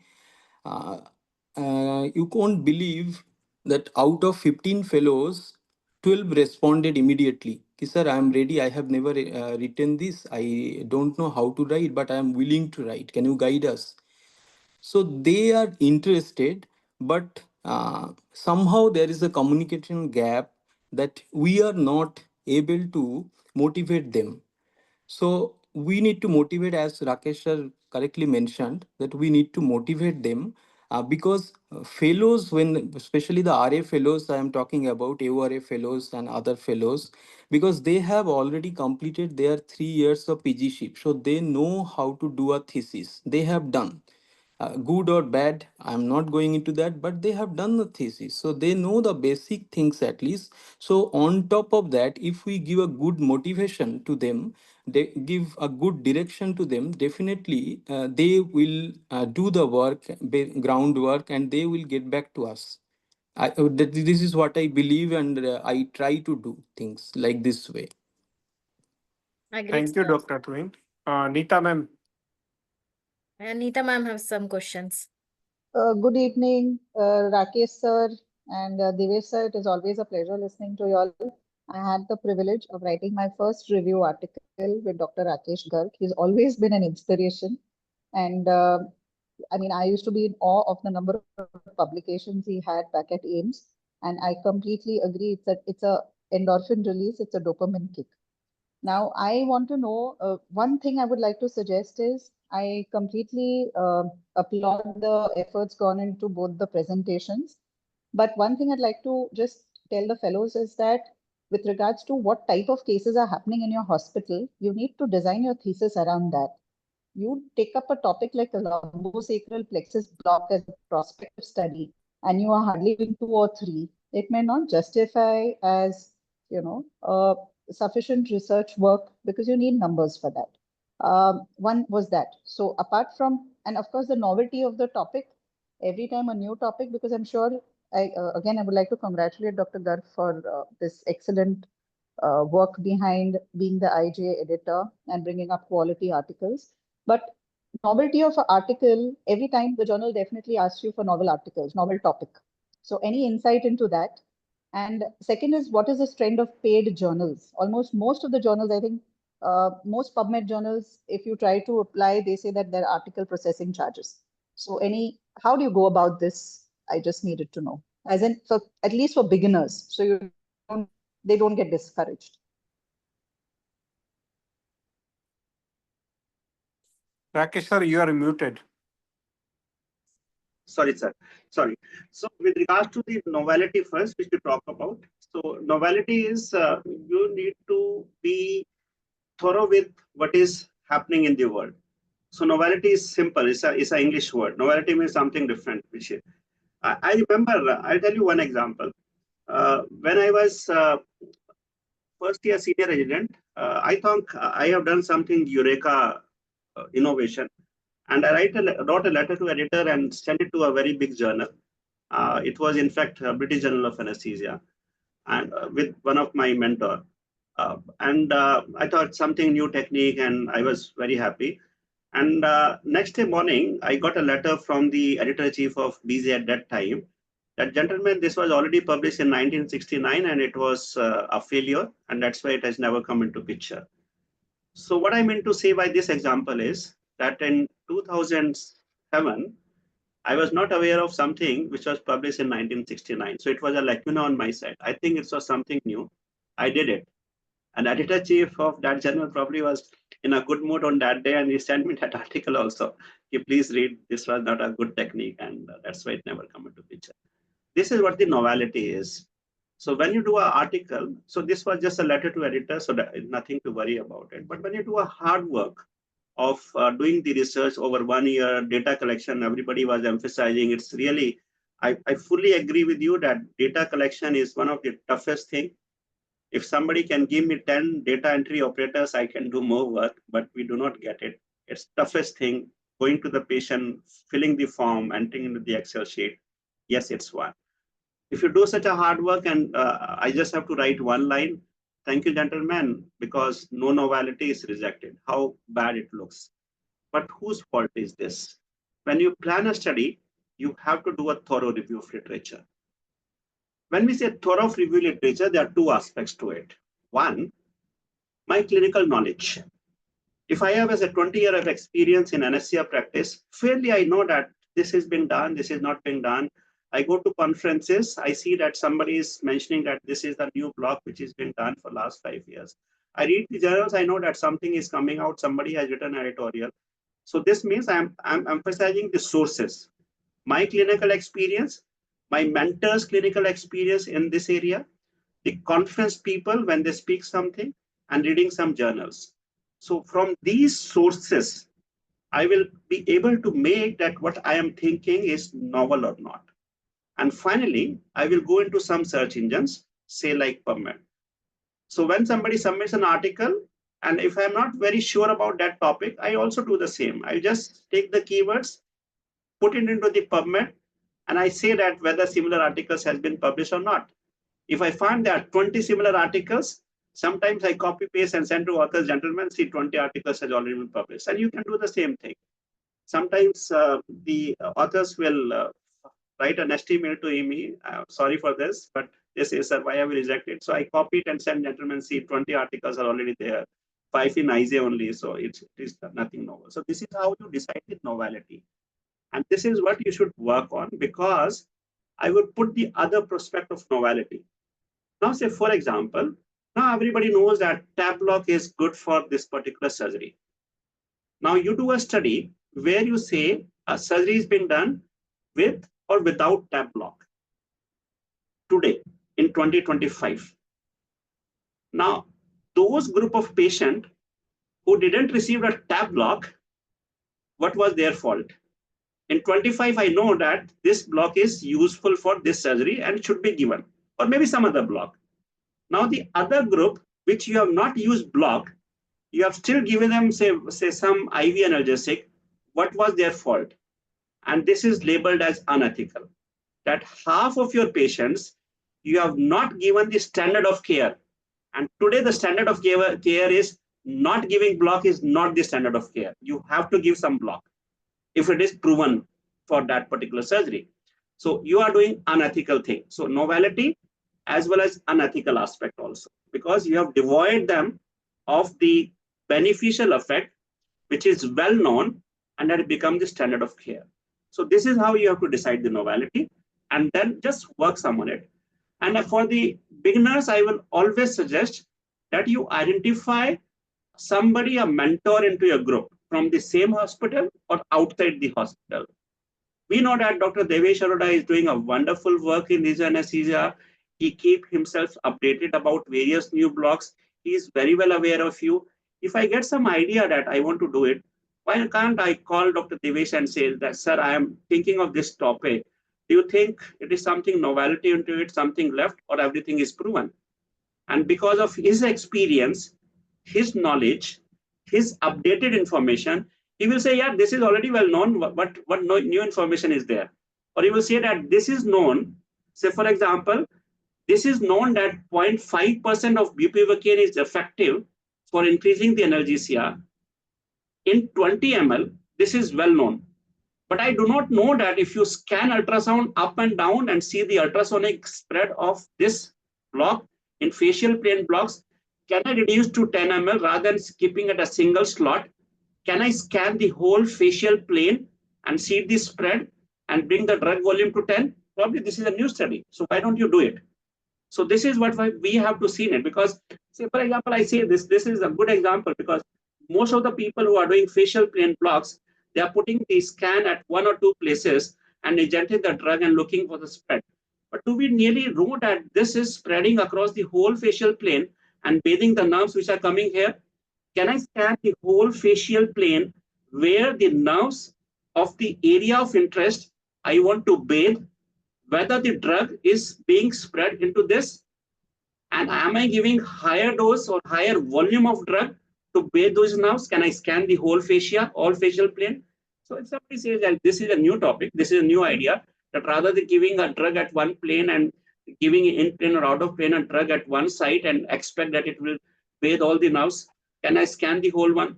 So this, if Devesh says that this is something new, yes, you go ahead and do it. So identify a mentor. So I put it for novelty, your experience, your clinical experience, your institutional experience, a person attending the conferences, reading PubMed and other indexing agencies, and asking an expert or a mentor to finally will give you the novelty. I think I answered it. Anything else, Dr. Neeta, you want to ask? I was asking about paid journals. Most journals are paid.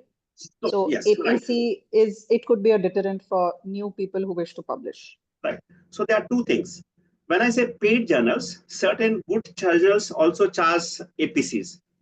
Even I'm struggling with IJ also. I also want to start APC because it is very costly to publish. No, sir, no, that is the only hope we have. So because everything has to be sought from myself by subscription, so I do not have the source of income. I'm an academician, not a businessman. So I was also thinking of starting APC. Many good journals do start APC because they have to give expenses for publication because each page is having a good amount of value. So some of the journals which do not have the source of income, they start APC. So this is the called article processing charges. Now these journals belongs to the societies with good reputation. And reputation can be based on altimetric score, impact factor, site score.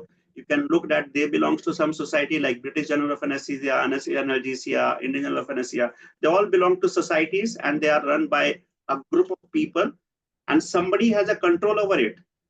If I am running ISA as editor-chief, but I am being controlled by all the ISA members. If I do something, all 45,000 ISA members will ask me that this article is not good. Why have you published it? So I'm responsible to answer 45,000 members. So I'm very cautious not to publish a substandard article. So this type of quality is maintained. So they charge APCs. The other problem which is now happening is there are certain journals which are called predatory journals. Nobody knows who runs them. On one fine day in the morning, Rakesh got an idea that he should start a journal. He will start a journal. He wants to earn money from this. He says all articles 5,000 rupees. You publish in the night and the morning it is online. After 1 year, that website is blocked. Right? I will start another website. So this is a business and this is called predatory journals. This is a site where you can see those predatory journals. If a journal is run by an unknown person, if you do not know who the editors are, if their website is dubious, if they do not have a corresponding address, in ISA, I've given an address of AIMS, which is a reliable one. I have given an official email of aims.gov or .in, which is absolutely a reliable email. If somebody says abc@gmail.com, you do not know who it is. So these are the factors you can identify that these are the predatory journals and they are working on business model. Try to avoid them. So I've said paid, something is good also, reliable journals, something is bad. So decide whether you want to pay for certain journals who charges, it's okay if you are funding, but do not pay for predatory journals. Work for journals which has some reputation, so publish there. So that is how you can think of whether you can pay. Also, those good journals who are paid, if you write them a letter of waiver citing the reason, sometimes I do ask my residents to do the same, that write them that this is my dissertation, this is my thesis, I am doing residency, I am a trainee, I do not have a source of funding. Many of the editor-chiefs consider giving them waivers, sometimes 50% waiver, sometimes even 100% waiver. So you can request them for waivership, and some of the journals, especially for fellows, trainees, and residents, they do give waivers, not for the faculty post. So you can ask them to waivership, they will give some waivership also. Thank you, sir. Thank you, Dr. Rakesh. Any question from One- fellows? Because One last I thing, just one last thing I just wanted, if we can be updated about any statistical research methodology workshops that the ISA conducts or IJ, or it's headed by you, Dr. Garg, which can be posted on our forum, which the residents and everyone can attend. Specifically, next time, I feel a lot of fellows lack statistical ability to calculate sample size, to decide which test. Of course, they need help, but it will be an asset if they can attend such a So workshop. next time the ARORA leadership, Dr. Vadera, Dr. Arora, Dr. Nita D'Souza will conduct a pre-conference workshop in ARORA, a one-day workshop. I think I suggest. ISA do it for the last, we started the first workshop in 2016 when we have an ISA module and I was a part of it. Since 2016, we have always been doing it. And usually I also conduct as a part of ISA workshops across India, almost around 5 to 6 every year. So there are various forms of doing it. This is the conference workshops. So ARORA can also take a lead to have a single day of basics of workshop, because on single day only basics can be done and you can do it. Similarly, if you see the online platform, there are a couple of good platforms, good online platform. Even ICMR does these courses where it is online and partially interactive. Some of the international universities at a very reasonable price, and some of them are free also. They can also be done from those online platform also. And then probably even the other society conferences also do similar type of workshop. So if somebody is working, say, in orthopedic center, even the orthopedics do sometimes. So you can look for those things, and at various platforms can do it. But I think it's the right time when ARORA is doing such wonderful work in all arenas. They should also think of doing. So I have attended one such thing of the Nephrology Society, which was over 10 weeks. Every Sunday, it was for 2-3 hours. It is not a one-day thing at all. For those who are really interested, it's an online thing so that many people can Agreed. attend. Everybody doesn't have to go to the conference venue. Not everybody, it's possible. So something like that, if it is, please do post so that everyone, there are modules. Whoever is interested will join. So 2025, one work for ARORA leadership. sir, big workshop. The big shots of ARORA are all here in front of Rakesh my is screen. keeping secret. He's not revealing what workshop he's doing next. Oh, ARORA पे डाल रहा है ऐसा। इतने big shots screen के सामने हैं जो regional में इतना अच्छा काम कर रहे हैं. I can help नहीं, but anybody. सबसे बड़े big shot Doctor- तुम हो. Hats off to you. 350 publications and where you have taken IJ. I mean, sincerely. I remember the day I walked up to Dr. Rakesh Garg at Delhi AIMS and I told him I want to write something. He said, Likho. And I wrote my first article